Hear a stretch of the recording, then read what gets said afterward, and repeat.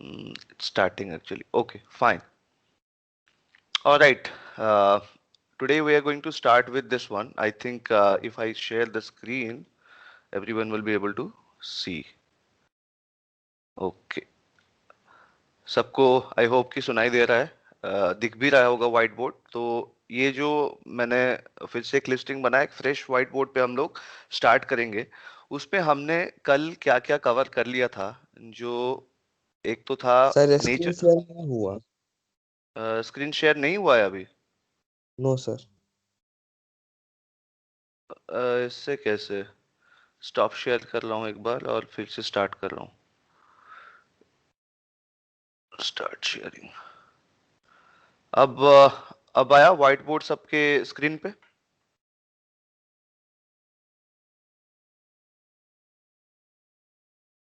Can you know all? Sir. नहीं दिख रहा है? अच्छा, पीडीएफ दिख रहा है। क्या दिख रहा है स्क्रीन पे? सर आपका चेहरा। मुझे चैप्टर 10 दिख रहा है, लाइट। हाँ हाँ, ठीक है ठीक है, फाइन। तो अब मेरे ख्याल से आपको व्हाइट बोर्ड भी दिख रहा होगा, राइट? ये व्हाइट बोर्ड दिख रहा है, अभी मैंने चेंज किया, व्हाइट बोर्ड पे आ गया मैं, जिसमें टॉपिक लिखा है fundamentals of light for high school students, parts वगैरह लिखा है 0 to 5। तो दिख रहा है सबको? अर्नब तुमको दिख रहा है? Yes sir. Okay, white board दिख रहा है ना अर्नब तुमको अब? राइट, तो हम स्टार्ट करें? Yes sir. Yes sir. अच्छा, 100% श्योर? पक्का? ठीक है, तो हम स्टार्ट करते हैं। Okay fine. तो कल हमने वेव और ऑसिलेशंस के बारे में डिस्कस कर लिया था। थोड़ा बहुत effects of material media, non mathematical part जो है वो हमने डिस्कस किया था, और नेचर ऑफ लाइट थोड़ा सा हमने कवर कर लिया था। एक पार्ट कवर कर लिया था हमने लाइट का, ठीक है। हमने कौन सा पार्ट कवर किया था कल? कल हमने कवर किया था कि light as an electromagnetic wave, ठीक है। हमने वो वाला पार्ट कवर कर लिया था। तो हम आज अभी जो स्टार्ट करेंगे, तो will start with the different aspect. There is another aspect to light, ठीक है, और एनी इलेक्ट्रोमैग्नेटिक वेव। इनफैक्ट देखा जाए तो जो भी चीज हमको दिखती है, चाहे वो वेव हो, एनर्जी हो, या मास हो, मैटर हो, उसका दो एस्पेक्ट्स होते हैं जिसको हम आज मास देखते हैं। फॉर एग्जाम्पल, अगर हम एक ऐसी चीज को देखते हैं, फॉर एग्जाम्पल लेट अस से कि एक पार्टिकल है मास एम का, ठीक है। एक छोटा सा बॉल है, आयरन का बॉल है इधर। तो ये बॉल, हम जानते हैं इसका मास जो है, हम मान के चलो हमने मेजर किया तो इसका मास आया 0.001 kg, मतलब 1 ग्राम आया, ठीक है। अब हमको क्या दिख रहा है? ये एक पार्टिकल ही दिख रहा है, करेक्ट। हमको एक पार्टिकल दिख रहा है, मगर एक्चुअली में जो नेचर का दूसरा एस्पेक्ट है इस पर्टिकुलर मैटर का, जो मटेरियल पार्टिकल है ये, इसका दूसरा एस्पेक्ट क्या है? ये एक वेव भी है। This is also a wave, जिसको हम क्या बोलते हैं? मैटर वेव बोलते हैं, मैटर वेव। ये चीज हमको पहले पता नहीं था। ये चीज जब स्टार्ट हुआ ना वेव मैकेनिक्स, जैसे सॉरी, अपना न्यूटन आए, न्यूटन के बाद न्यूटन ने क्या किया बेसिकली मास के ऊपर उनका, हालांकि न्यूटन वाज अ पॉलीमैथ जिनने बहुत सारे एरियाज में कंट्रीब्यूशन दिया, नॉट ओनली फिजिक्स, मैथ्स में भी। मगर न्यूटन के बाद के जो साइंटिस्ट आए, स्पेशली आपके यंग एक साइंटिस्ट थे, जिनका डबल स्लिट एक्सपेरिमेंट काफी फेमस हुआ। तो यंग, नील्स बोर और मैक्स प्लैंक, ये जो साइंटिस्ट लोग आए, उनके रिसर्च के हिसाब से, डी ब्रॉय करके एक साइंटिस्ट थे, उनका नाम है डी ब्रॉय, ऐसे तो उनका नाम लिखते हैं D Broglie, BROGLIE। De Broglie कोई कोई बोलता है, बट एक्चुअली ये प्रोनाउंस होता है डी ब्रॉय के हिसाब से। तो डी ब्रॉय ने एक रिसर्च किया, और उनके रिसर्च के हिसाब से उन्होंने पेपर पब्लिश किया। तो पता चला कि सिर्फ वेव जो हमको दिखता है, फॉर एग्जाम्पल पूल है, वाटर पे वेव है। हमने ये भी देखा कि लाइट एक इलेक्ट्रोमैग्नेटिक वेव है, और इसके बारे में मैक्सवेल ने उनने पूरा का पूरा लाइट का पूरा समेशन दे दिया कि light as a wave, as electromagnetic wave, जितने भी इलेक्ट्रोमैग्नेटिक वेव है उनको उन्होंने 4 इक्वेशंस, जिसको मैक्सवेल्स इक्वेशंस बोला जाता है, उसमें उन्होंने समेशन सम करके रख दिया बिल्कुल। मतलब अगर आप ये 4 इक्वेशन समझ गए मैक्सवेल्स के, पूरा इलेक्ट्रोडायनेमिक्स जो क्लासिकल वेव थ्योरी है उसको आप टोटली समझ जाएंगे, ठीक है। उसी टाइम पे डी ब्रॉय जो थे उन्होंने अपने रिसर्च में देखा, अब उस टाइम क्या है, एक नया चैप्टर आ गया था, एक नया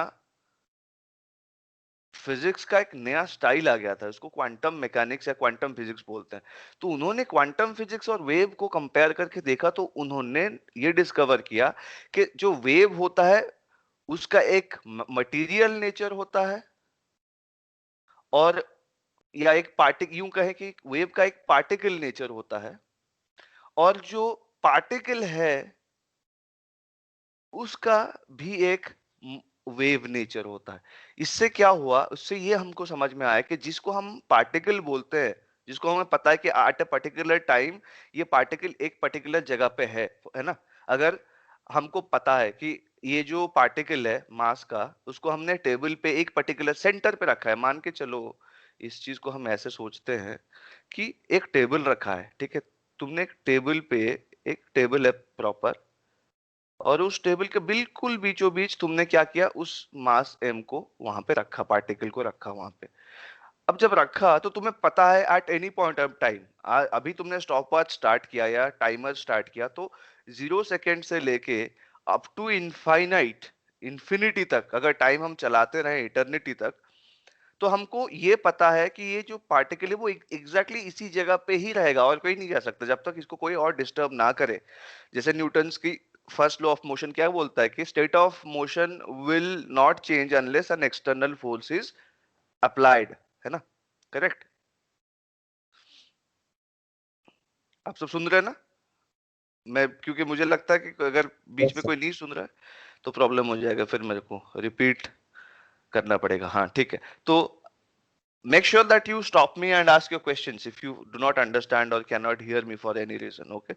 तो ये जो मास है, पॉइंट मास है, इसको हमको पता है कि at any particular time this is not going to change its position, या फिर इसका मोशन, अगर इसके पास कोई वेलोसिटी ही नहीं आएगा या फिर इसका वेलोसिटी चेंज नहीं होगा, तो ये जाएगा कहाँ? वहां जहां पे है वहीं पे रहेगा, ठीक है। वेलोसिटी इनिशियली हमको पता है कि जहां पे हम खड़े हैं उस हमारे हिसाब से इसकी वेलोसिटी 0 है, तो it's state of motion is zero velocity, ये उसका स्टेट ऑफ मोशन है, वो बदलेगा नहीं क्योंकि हम उस पर कोई एक्सटर्नल फोर्स तो दे नहीं रहे। तो एग्जैक्टली इसी पोजीशन पे ये जो है रेस्ट में रहेगा, ठीक है, इसी पॉइंट पे हमेशा रहेगा। मगर अगर ये इसका जो वेव नेचर है, जैसे डी ब्रॉय ने निकाला था कि अगर हम इसका वेव नेचर निकाले तो इसका एक वेव नेचर है, ये एक फील्ड क्रिएट करता है, इसका वेव जो है ये हर डायरेक्शन में इसका वेव जा रहा है, और डिपेंडिंग ऑन के कंडीशंस क्या है, टेबल किस मटेरियल से बना है, इसके आसपास कोई चार्ज है कि नहीं, इसमें चार्ज है कि नहीं, इसके आसपास जो मास है उस वो मासेस जो है इसके अराउंड वो कितना फोर्स इस पे दे रहे हैं, डिपेंडिंग ऑन दैट ये जो वेव है, इस मैटर का जो वेव है ना, उसका नेचर जो है डिपेंड करेगा। बट इसका एक वेव नेचर भी है। Every particle also has a wave nature and every wave has a particle nature, ठीक है। तो इसेंशियली हम लोग, जैसे कि फॉर एग्जांपल आप लोग मुझे अभी देख रहे हैं, मैं यहाँ बैठा हूँ कैमरा के सामने, ठीक है। तो इस टाइम मेरे जो स्टडी रूम है या मेरा जो ऑफिस स्पेस है, तो वहां मैं बैठा हूँ, कैमरा के सामने बैठा हूँ, आपको पता है कि ये बंदा यहाँ बैठा है। At the same time can you see me live on another channel doing something else? नहीं देख सकते, है ना। आपको पता है कि लाइव कॉल है, मैं यहाँ बैठा हूँ, तो it is not possible for me to appear live on a different location, it is impossible, ये आपको लगता है। बट अगर मेरा वेव नेचर देखा जाए तो हो मेरा वेव तो एक पर्टिकुलर पॉइंट पे कन्फाइंड नहीं है ना, वेव तो इट बेसिकली, हमने वेव का डेफिनेशन क्या देखा था, it is basically the fluctuation, periodic fluctuation in the energy level at more than one connected points inside a system. इसका मतलब अगर मैं वेव हूं, मेरा एक वेव नेचर भी है, तो वो वेव तो और एक पॉइंट पे एग्जिस्ट कर सकता है ना, जरूरी नहीं कि वो एक पर्टिकुलर पॉइंट पे कन्फाइंड हो, वो कहीं और हो सकता है। तो एज अ वेव मैं at a particular time more than one location पे एग्जिस्ट कर सकता हूं, बट एज अ पार्टिकल और as a sum of particle, जैसे मैं किसी बहुत सारे पार्टिकल से बना हूं, तो basically as a sum of particles मैं नहीं जा सकता, मैं एक पर्टिकुलर लोकेशन पे कन्फाइंड हूं, ठीक है, जब तक मुझे कोई मूव ना करे यहां से, ठीक है। तो ये एक चीज है जो डिब्रॉय ने निकाला था। अब यहाँ पे एक चीज हमको नोटिस करना है कि अब देखो, मेरा जैसे मैं अगर एक छोटा सा पार्टिकल है, बहुत ही छोटा सा पार्टिकल है, बहुत छोटा पार्टिकल, जितना तुम सोच सकते हो उससे भी छोटा, जो पार्टिकल बहुत छोटा होता है ना, उसका वेव नेचर बहुत डोमिनेंट होता है। ठीक है, छोटे से छोटे पार्टिकल पार्टिकल को जितना छोटा करते जाओगे, उसका वेव नेचर उतना ज्यादा डोमिनेट कर जाएगा। इसका मैथमेटिकल इक्वेशन भी है, पर हम उसमें अभी नहीं जाएंगे। ठीक है, तो कॉन्सेप्चुअली इस चीज को समझो कि जो पार्टिकल जितना छोटा होता जाएगा, उसका वेव नेचर उतना ज्यादा बढ़ता रहेगा। अब जो पार्टिकल ज्यादा बढ़ता रहेगा, या फिर एक पार्टिकल की जगह हम सैकड़ों करोड़ों particle, millions and billions and zillions of particles को एक साथ कनेक्ट करके एक लंप बना दे उनका, जैसा कि मैं क्या हूं, I am a lump of a lot of particles. ठीक है, तो जैसे हम पार्टिकल का साइज बढ़ाते रहेंगे, तो उसका वेव नेचर क्या है, छोटा होता जाएगा। अब पार्टिकल अगर मैं बड़ा कर दिया ना, तो उसका वेव नेचर छोटा होता जाएगा। ठीक है, तो उसके उसके चारों तरफ उससे जो वेव्स जनरेट हो रहे हैं, वो सब छोटे होते रहेंगे। तो जैसे जैसे पार्टिकल बड़ा हो जाएगा, क्या होगा, उसका वेव नेचर छोटा होता जाएगा। इसीलिए क्या होता है ना, कि देखो कि मैं बहुत सारे छोटे छोटे पार्टिकल से बना हूं। अगर मेरे को आप डिवाइड कर दो, पूरा डाइसेक्ट करके छोटे छोटे पार्टिकल में कन्वर्ट कर दो, तो हर एक पार्टिकल अपने आप में क्या है, बहुत ही बड़ा बड़ा वेव्स जो है, बहुत ही डोमिनेंट वेव्स का नेचर वो शो करेगा। बट जैसे ये सब पार्टिकल्स को आप इकट्ठा करके वापस मेरा जो फॉर्म है उस पे ले आओगे, तो ये सारे वेव्स जो है वो इंटरलॉक्ड हो जाएंगे। इंटरलॉक्ड होने के बाद एक छोटे से एरिया में वो कन्फाइंड हो जाएगा वेव। और इसीलिए हमको लगता है कि अब जैसे कि अगर पार्टिकल अगर मेरा अलग अलग कर दो, तो उनका ऐसा होगा ना, हर एक पार्टिकल का जो वेव है वो मोर देन वन पॉइंट पे एग्जिस्ट कर सकता है। ठीक है, बिकॉज वेव स्प्रेड होता है। बट बहुत सारे पार्टिकल्स को इकट्ठा कर दोगे, तो उनका जो इंडिविजुअल वेव्स जो नेचर है, वो क्या करेंगे, एक दूसरे के साथ इंटरलॉक हो जाएंगे। इंटरलॉक हो जाएंगे तो क्या होगा, वो एक पर्टिकुलर एरिया में कन्फाइंड, इसको सुपरपोजिशन ऑफ वेव भी बोलते हैं इस कॉन्सेप्ट को। ये मोर देन वन वेव जो होता है, वो एक दूसरे के साथ सुपरपोजिशन हो जाते हैं। तो उससे क्या होगा कि टोटल जो ऑन एन एवरेज जो टोटल वेव नेचर है उस लंप का, पार्टिकल का जो लंप हम बना रहे हैं, उसका वेव बहुत ही छोटा हो जाएगा और बहुत छोटे एरिया में वो कन्फाइंड हो जाएगा। अब उसी हिसाब से देखा जाए, इसीलिए आप लोगों को ऐसा लगता है कि मेरा जो वेव नेचर है वो बहुत कम है ना, बहुत ही कम है, इतना कम है कि eventually even as a wave, not as a collection of particles, but as a collection of waves, मैं फिर भी लगभग एक ही जगह पे लोकेटेड हूँ।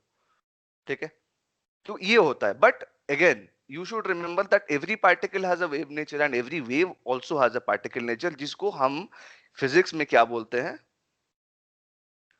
Dual nature. ठीक है, डुअल नेचर। ठीक है, डुअल नेचर में क्या, फिर इसको और भी बोलते हैं वेव पार्टिकल, ये ऑफिशियल टर्म है, वेव पार्टिकल ड्युअलिटी। इसी से क्वांटम मैकेनिक्स बेसिकली स्टार्ट ही होता है ना। क्वांटम मैकेनिक्स करके नाम तो सुना ही होगा आप लोगों ने। तो quantum mechanics basically wave particle duality से स्टार्ट ही होता है। और दूसरी बात क्या है कि यहाँ पे हमको ये नोट करना है कि कि जैसे जैसे हर एक चीज, जैसे इलेक्ट्रॉन है, बहुत बहुत ही छोटा पार्टिकल है। तो इलेक्ट्रॉन के मतलब क्या है कि इलेक्ट्रॉन, इनफैक्ट हम लोग ये सोचते हैं ना कि एटम है, एक एटम में न्यूक्लियस है, न्यूक्लियस के अराउंड इलेक्ट्रॉन जो है रिवॉल्व करता रहता है, एज ए पार्टिकल रिवॉल्व करता है। ऐसा है नहीं। क्यों? इलेक्ट्रॉन ऐसा छोटा है, इतना छोटा है कि ये एक्चुअली इसका वेव नेचर ज्यादा मतलब प्रिडोमिनेंट करता है। तो ये एक थ्री डायमेंशनल वेव है, जो इसके न्यूक्लियस के चारों तरफ ये वेव एग्जिस्ट करता है इन सर्टन कंडीशंस। ठीक है, अब अगर एक्चुअली में एटम के बारे में सोचे, तो इलेक्ट्रॉन क्या होता है, एक वेव ही होता है। वैसे लाइट को अगर हम देखें, अभी तक लाइट के बारे में हमने क्या डिस्कस किया था कि लाइट क्या है, एक इलेक्ट्रोमैग्नेटिक वेव है। और इलेक्ट्रोमैग्नेटिक वेव में क्या होता है ना, एक इलेक्ट्रिक फील्ड का फ्लक्चुएशन होता है, तो एक उसके परपेंडिकुलर में एक मैग्नेटिक फील्ड का फ्लक्चुएशन क्रिएट करता है। और वही जो मैग्नेटिक फील्ड का फ्लक्चुएशन हुआ, वो फिर परपेंडिकुलर डायरेक्शन में क्या करेगा, एक इलेक्ट्रिक फील्ड क्रिएट करेगा। और यही इलेक्ट्रिक फील्ड फिर परपेंडिकुलरली एक मैग्नेटिक फील्ड का वेरिएशन क्रिएट करेगा। सो ये अगर ई है, तो अब इसको मैं कलर भी चेंज कर देता हूँ, रुको, इसको और अच्छे से मान के चलो। ई को हम डिनोट करेंगे इलेक्ट्रिक वेव जो है, या इलेक्ट्रिक फील्ड वेव है, उसको हम ग्रीन में डिनोट करेंगे। और ये जो रेड में है, हम इसको मैग्नेटिक फील्ड के हिसाब से डिनोट करेंगे। ये वेव्स हैं दोनों। ठीक है, अब अगर ऐसा है, मैं अगर एक काम करूंगा, मैं यहाँ पे ना एक इलेक्ट्रिक वेव, ई वेव, यहां अगर मैंने क्रिएट कर दिया, तो उसके परपेंडिकुलरली क्या होगा, एक मैग्नेटिक वेव क्रिएट हो जाएगा। और मैग्नेटिक वेव की फ्लक्चुएशंस में वापस एक फिर से इलेक्ट्रिक फील्ड क्रिएट होगा, इलेक्ट्रिक वेव, ई वेव। फिर उसके फ्लक्चुएशन की वजह से क्या होगा, फिर एक मैग्नेटिक वेव या बी वेव क्रिएट होगा। फिर उसके वजह से क्या होगा, फिर एक ई वेव क्रिएट होगा। फिर ई वेव के फ्लक्चुएशन की वजह से फिर से बी वेव क्रिएट होगा। ऐसे करके जो है आपका जो फॉर एग्जांपल जो लाइट है वो ऐसे प्रोपेगेट करता रहेगा। ये लाइट का स्पीड क्या है, सी, मैंने बताया था। सी इज बेसिकली क्या है, 3 इंटू 10⁸ मीटर पर सेकेंड। इसको तुम ये भी बोल सकते हो 3 लाख किलोमीटर पर सेकेंड, और 3 इंटू 10⁵ किलोमीटर पर सेकेंड। इसका एक एग्जैक्ट वैल्यू है जो शायद मेरे को मुझे अभी याद नहीं है, 299 करके कुछ है फिगर, लेट मी चेक। अगर मैं ये देखता हूं इलेक्ट्रिक स्पीड ऑफ लाइट अगर मैं देखता हूं तो ये फिगर आएगा 299,792,458 एग्जैक्ट ये है। ठीक है, दिस इज अ प्रपोज्ड, ये कैलकुलेटेड वैल्यू है। ठीक है, I mean there is absolutely no way to measure the speed of light. आप स्पीड ऑफ लाइट को एब्सोल्युटली मेजर नहीं कर सकते। ठीक है, हालांकि this is the absolute value, but इसको आप थियरी से ही निकलता है। और जितने भी मेजरमेंट है वो क्यों, इसके बारे में बहुत इंटरेस्टिंग चीज है, ये कि हम बाद में डिस्कस कर लेंगे कि ये जो नंबर है that is the exact speed of light that we have accepted in a way. ठीक है, उसको हम एक्सेप्ट किए। अब जैसे गाड़ी है, कार है, उसको हम, एक कार जा रही है हमारे सामने तो उसकी स्पीड हम मेजर कर सकते हैं। ठीक है, एक पार्टिकल का स्पीड मेजर कर सकते हैं अच्छे से। बट जब when it comes to light और any electromagnetic wave for that matter, उसका एब्सोल्यूट स्पीड, हम जो एब्सोल्यूट तो खैर स्पीड होता ही नहीं, वो तो रिलेटिव ही होता है। बट लाइट का स्पीड जो होता है या इलेक्ट्रोमैग्नेटिक वेव होता है, उसका एक एब्सोल्यूट स्पीड होता है। वो तो होता है, that is theoretically proved and concluded that only electromagnetic waves have absolute speeds. ठीक है, and that is the maximum speed with which anything can move, है ना। लाइट से या इलेक्ट्रोमैग्नेटिक वेव से ज्यादा फास्ट कोई जा ही नहीं सकता, वो अल्टीमेट स्पीड है। But that is the theoretical calculation. हम एक्चुअली में उसको मेजर करने के लिए, वही बात है ना, उसको अगर स्पीड को मेजर करने के लिए जो यूनिट होता है मीटर पर सेकेंड। ठीक है, वो रिलेटिविटी जब आएगा ना, स्पेशल थ्योरी ऑफ रिलेटिविटी, तब आपको ये चीज समझ में आएगा। क्योंकि मीटर का जो डेफिनेशन है वो स्पीड ऑफ लाइट को इंक्लूड कर लेता है। तो वही बात है ना कि अब तुम, मेरा घर किधर है, तुम्हारे घर के बगल में। अगर मुझे कोई पूछेगा कि तुम्हारा घर किधर है, मैं बोलूंगा तुम्हारे घर के, मतलब मेरा घर किधर है, रामलाल के बगल में। और बोलेगा रामलाल का घर किधर है, बोलेगा मेरे घर के बगल में। मतलब हो गया ना, मतलब I basically I am not giving my address to anyone by doing such kind of gymnastics, intellectual gymnastics। तो basically या logical gymnastics। तो ये जो है speed of light, it's a value that we have taken as fact। okay, तो हमने अब क्या समझा कि स्पीड ऑफ लाइट जो है वो ऐसे मूव करता है क्योंकि इलेक्ट्रिक फील्ड और मैग्नेटिक फील्ड एक दूसरे को जनरेट करते रहते हैं। और स्पेस टाइम में ये जो है वेव आगे प्रोसीड करता है as a combination of two waves, which is one is electric, one is magnetic. ये ई वेव और बी वेव, इनको हम सेपरेट नहीं कर सकते, वो दोनों एक साथ ही रहेंगे। जहां ई वेव में फ्लक्चुएशन हुआ वहां बी आएगा, बी में फ्लक्चुएशन हुआ तो ई आ जाएगा। और दोनों जब एक साथ एग्जिस्ट करेंगे तो हमको क्या मिलेगा, इलेक्ट्रोमैग्नेटिक वेव, जो कि एक पर्टिकुलर फ्रीक्वेंसी में जाके लाइट बन जाता है, जो हमको देखने में हेल्प करता है। तो बेसिकली हम लोग कल ये सर्च कर रहे थे या इलेक्ट्रोमैग्नेटिक स्पेक्ट्रम, अगर देखो फ्रीक्वेंसी की हम बात कर रहे थे कि एक वेव है। ठीक है, ये एक वेव है। ठीक है, ये वेव, ये भी एक वेव है, और ये भी एक वेव है, या फिर ये भी एक वेव है। तो इन तीनों वेव में फर्क क्या है, इसका फ्रीक्वेंसी कम है, मतलब फ्रीक्वेंसी मतलब फ्लक्चुएशंस पर सेकंड। ये एक फ्लक्चुएशन होता है, यहां से गया यहाँ आया, ये एक फ्लक्चुएशन है। तो ये एक फ्लक्चुएशन है, फिर एक फ्लक्चुएशन इधर आया, फिर एक फ्लक्चुएशन इधर आया। तो यहाँ पे फ्लक्चुएशंस कम है, यहाँ ज्यादा फ्लक्चुएशन है। इस फ्लक्चुएशंस पर सेकंड में जो फ्लक्चुएशन होता है उसको हम बोलते हैं फ्रीक्वेंसी।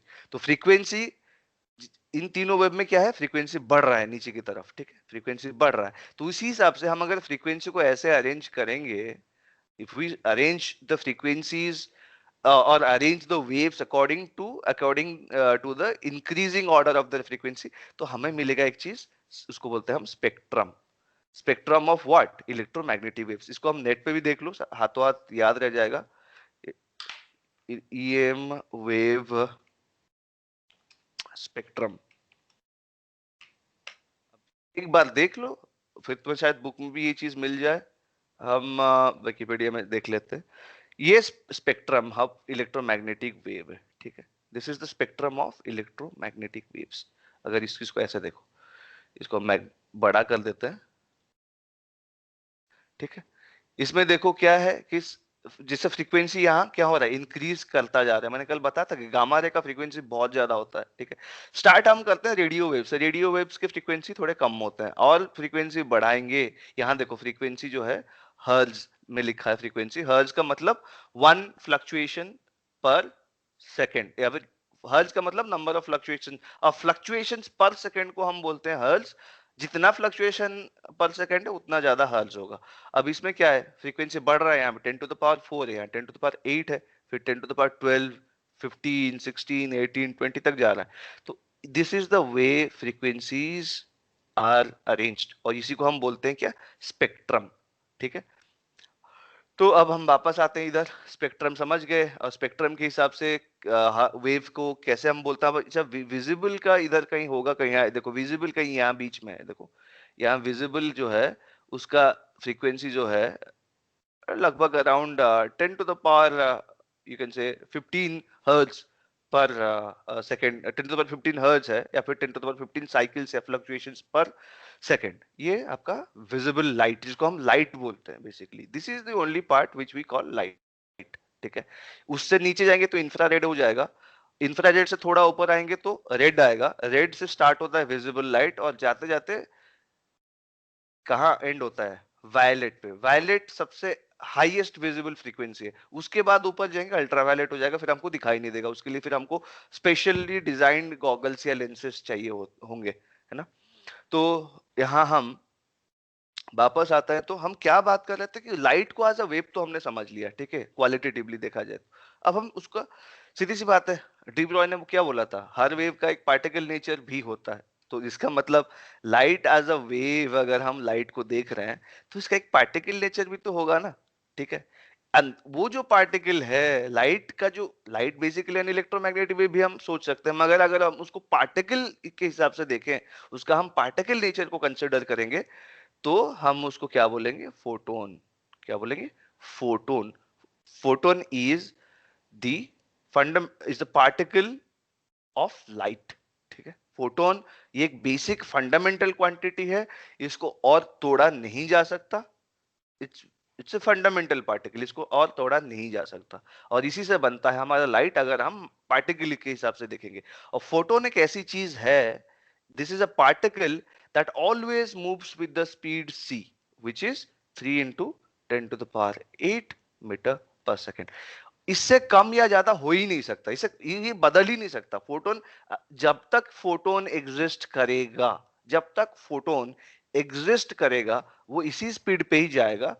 अगर हाँ, इसको मैंने बेसिकली, फोटोन एक पार्टिकल है, बेसिकली पार्टिकल या वेव दोनों क्या होता है, एनर्जी का एक एक एक एक तरीका होता है। जैसे कि ये एक फेमस इक्वेशन, सबने, जितने भी लोग यहाँ फिजिक्स पढ़ रहे हैं, जितने भी लोग फिजिक्स से रिलेटेड है, अगर 9th या 10th स्टैंडर्ड तक आ चुके हो, तो ये फेमस इक्वेशन तो आप जानते ही होंगे, आइंस्टाइन के, E equals mc squared, right, ठीक है। हालांकि ये इतना सिंपल नहीं है। इस इक्वेशन का मतलब E0 होता है, E0 is m0 c squared. Actually real equation ये होता है कि E0 क्या होता है, rest energy is the rest mass times the squared rest mass times speed of light squared, और c squared।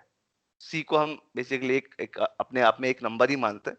तो एवरीथिंग, कोई भी मास तुम्हें m0 मिला जो रखा हुआ है कहीं रेस्ट में है, ठीक है, कोई भी मास पार्टिकल का, वो कितना एनर्जी इक्विवेलेंट होता है, उतना मास। अगर इस m0 को मैं बोलूं 1 kg अगर एक मास रखा हुआ है, तो ये बराबर है E0 एनर्जी के।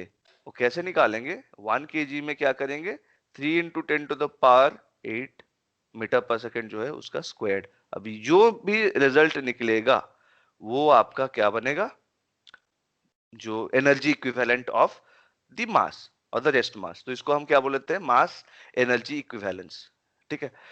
तो वैसे फोटोन जो है उसका भी ऐसा ही कुछ होना चाहिए, मगर प्रॉब्लम ये है कि फोटोन का m0 जो है, अगर फोटोन को मैं रोक दूं तो इसका रेस्ट मास जो है 0 है, ठीक है। जब अगर ये मूव करता है अगर मूव करेगा तो ये सी के स्पीड पे ही मूव करेगा। It is not going to acquire any other speed other than C, ठीक है। But as long as it is moving with C, होता क्या है कि इसका एक रिलेटिविस्टिक मास आता है, रिलेटिविस्टिक मास। इसका एक रिलेटिविस्टिक मास आता है। क्यों हम रिलेटिविस्टिक शब्द का इस्तेमाल करते हैं? क्योंकि at this particular speed, any speed comparable to c, हम वहां पे नॉर्मल जो क्लासिकल मैकेनिक्स के मास और एमकेएस सिस्टम और जो है speed, kinematics equations, kinetic equations, जितने भी रोटेशनल मोशन का जो न्यूटन न्यूटन की वजह से जो फॉर्मूले हमारे पास आए, वो हम उसको इस्तेमाल नहीं कर सकते। When speed of the object is increasing, it is comparable to c. अगर c ना हो, even if it is 100th of c, तब क्या है, हम वो न्यूटन के इक्वेशंस को हम यूज नहीं कर सकते। क्यों?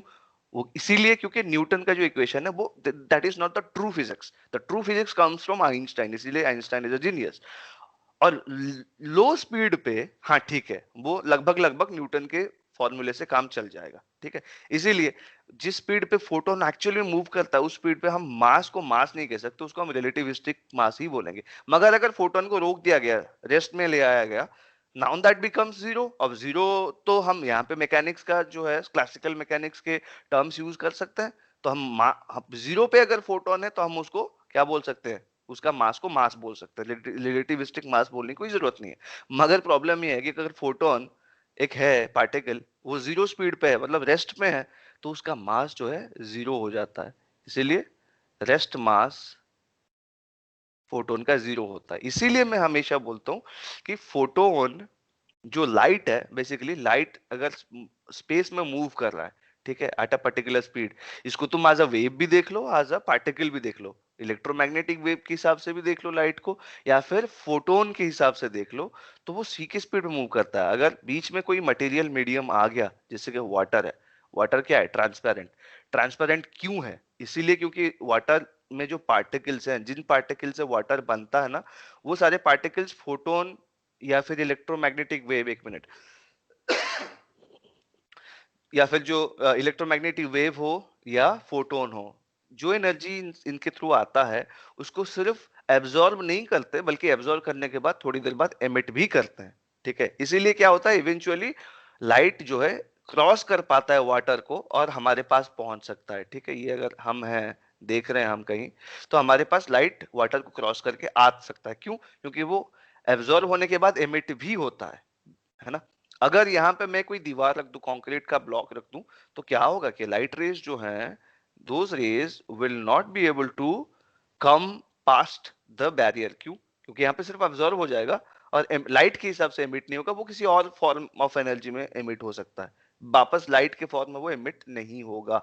इसीलिए क्या होता है, हमको वो दिखता नहीं है, वो लाइट क्रॉस नहीं कर सकता। मगर इवन इन वाटर, वाटर में क्या होता है कि फोटोन या इलेक्ट्रोमैग्नेटिक वेव क्या होता है, ये दो फॉर्म में आता है।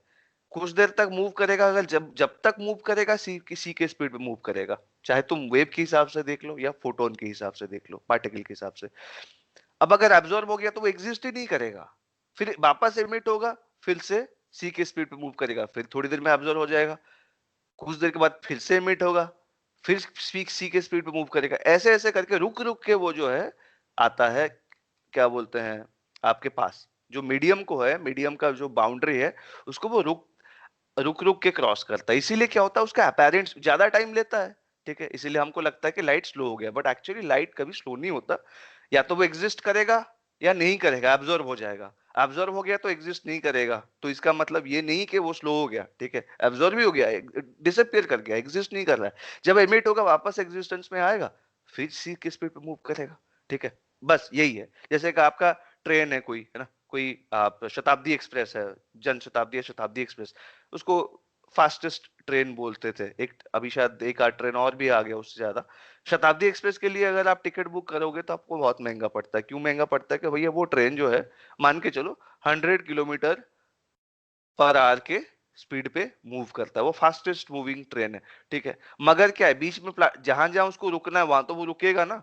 अब यहाँ भी रुक जाएगा, यहाँ भी रुक जाएगा, ठीक है। अब यहाँ रुक गया तो तुम क्या बोलोगे, यानी शताब्दी एक्सप्रेस का स्पीड जीरो है? नहीं, शताब्दी एक्सप्रेस 100 किलोमीटर पर आवर की स्पीड पे मूव करता है। अब जहां वो जहां उसको रुकना है तो वो रुकना है, तुम ये नहीं बोल सकते उसका स्पीड जो है वो स्लो हो गया, ठीक है। हाँ, अगर उसको ब्रेक लगा के स्लो कर दोगे तो बात अलग है, कहीं उसको नहीं रुकना है, इस रास्ते में उसको जाना है, मगर तुमने ब्रेक लगा दिया और वो स्लो हो गया, तब then you can say that it has been slow down. But इस शताब्दी एक्सप्रेस को तुम रिप्लेस कर दो as a ray of light, है ना, as a wave, electromagnetic wave, और as a stream of photons, मतलब लाइट जो होता है, एक बीम ऑफ लाइट जो आता है, फॉर एग्जांपल टॉर्च मारूंगा तो एक बीम ऑफ लाइट तुम्हारे तरफ जाएगा, तो वो बीम में एक फोटोन नहीं होता, बहुत सारे millions and billions of photons होते हैं। तो ये सारे फोटोन को आप स्लो डाउन नहीं कर सकते, you can not slow a photon down. या तो तुम उसको पूरा का पूरा अब्सॉर्ब करोगे, है ना, इसको पूरा का पूरा अब्सॉर्ब भी कर सकते हो, उसको स्लो आप नहीं कर सकते, you have to absorb it totally so that वो क्या होता है, वो टोटली डिसअपियर कर जाएगा, एग्जिस्ट ही नहीं करेगा, ठीक है। तो हमने अब ये पता किया कि फोटोन के दो नेचर होते हैं, एक वेव नेचर, सब चीज के दोनों नेचर होते हैं बेसिकली। अब लाइट का भी दो नेचर होता है, एक वेव नेचर होता है जिसमें वो एक इलेक्ट्रोमैग्नेटिक वेव होता है ऑफ सर्टेन फ्रीक्वेंसी, क्योंकि इतना बड़ा स्पेक्ट्रम है हमारा, जीरो से लेके इन्फिनिटी के हर्ट्ज में है, अगर हम स्केल पे रखें तो बीच में एक जगह आता है जहाँ पे हम इसको लाइट बोलते हैं, विजिबल इलेक्ट्रोमैग्नेटिक वेव बोलते हैं, जहाँ पे वो हमको देखने में वो हेल्प करता है, that particular part of the electromagnetic spectrum helps us see things, that's why we call it light or visible EM wave. मगर that light itself can also be taken as a collection of or a stream of photons, जो कि एक particle है, ठीक है। और ऐसा special particle है जिसका रेस्ट मास जीरो है, इसका मतलब रेस्ट मास जीरो है, इसका मतलब यही होता है कि that if that particle comes to rest it disappears, it does not have any mass. अगर कोई पार्टिकल का मास जीरो है तो वो पार्टिकल एग्जिस्ट करेगा क्या, नहीं करेगा, that is all that it means, ठीक है। तो अब हमने दो चीजें कवर कर लिया है, ये नेचर ऑफ लाइट का जो है पार्ट हमने कवर कर लिया। तो तो let us bring go back to the topic कि यहाँ हमने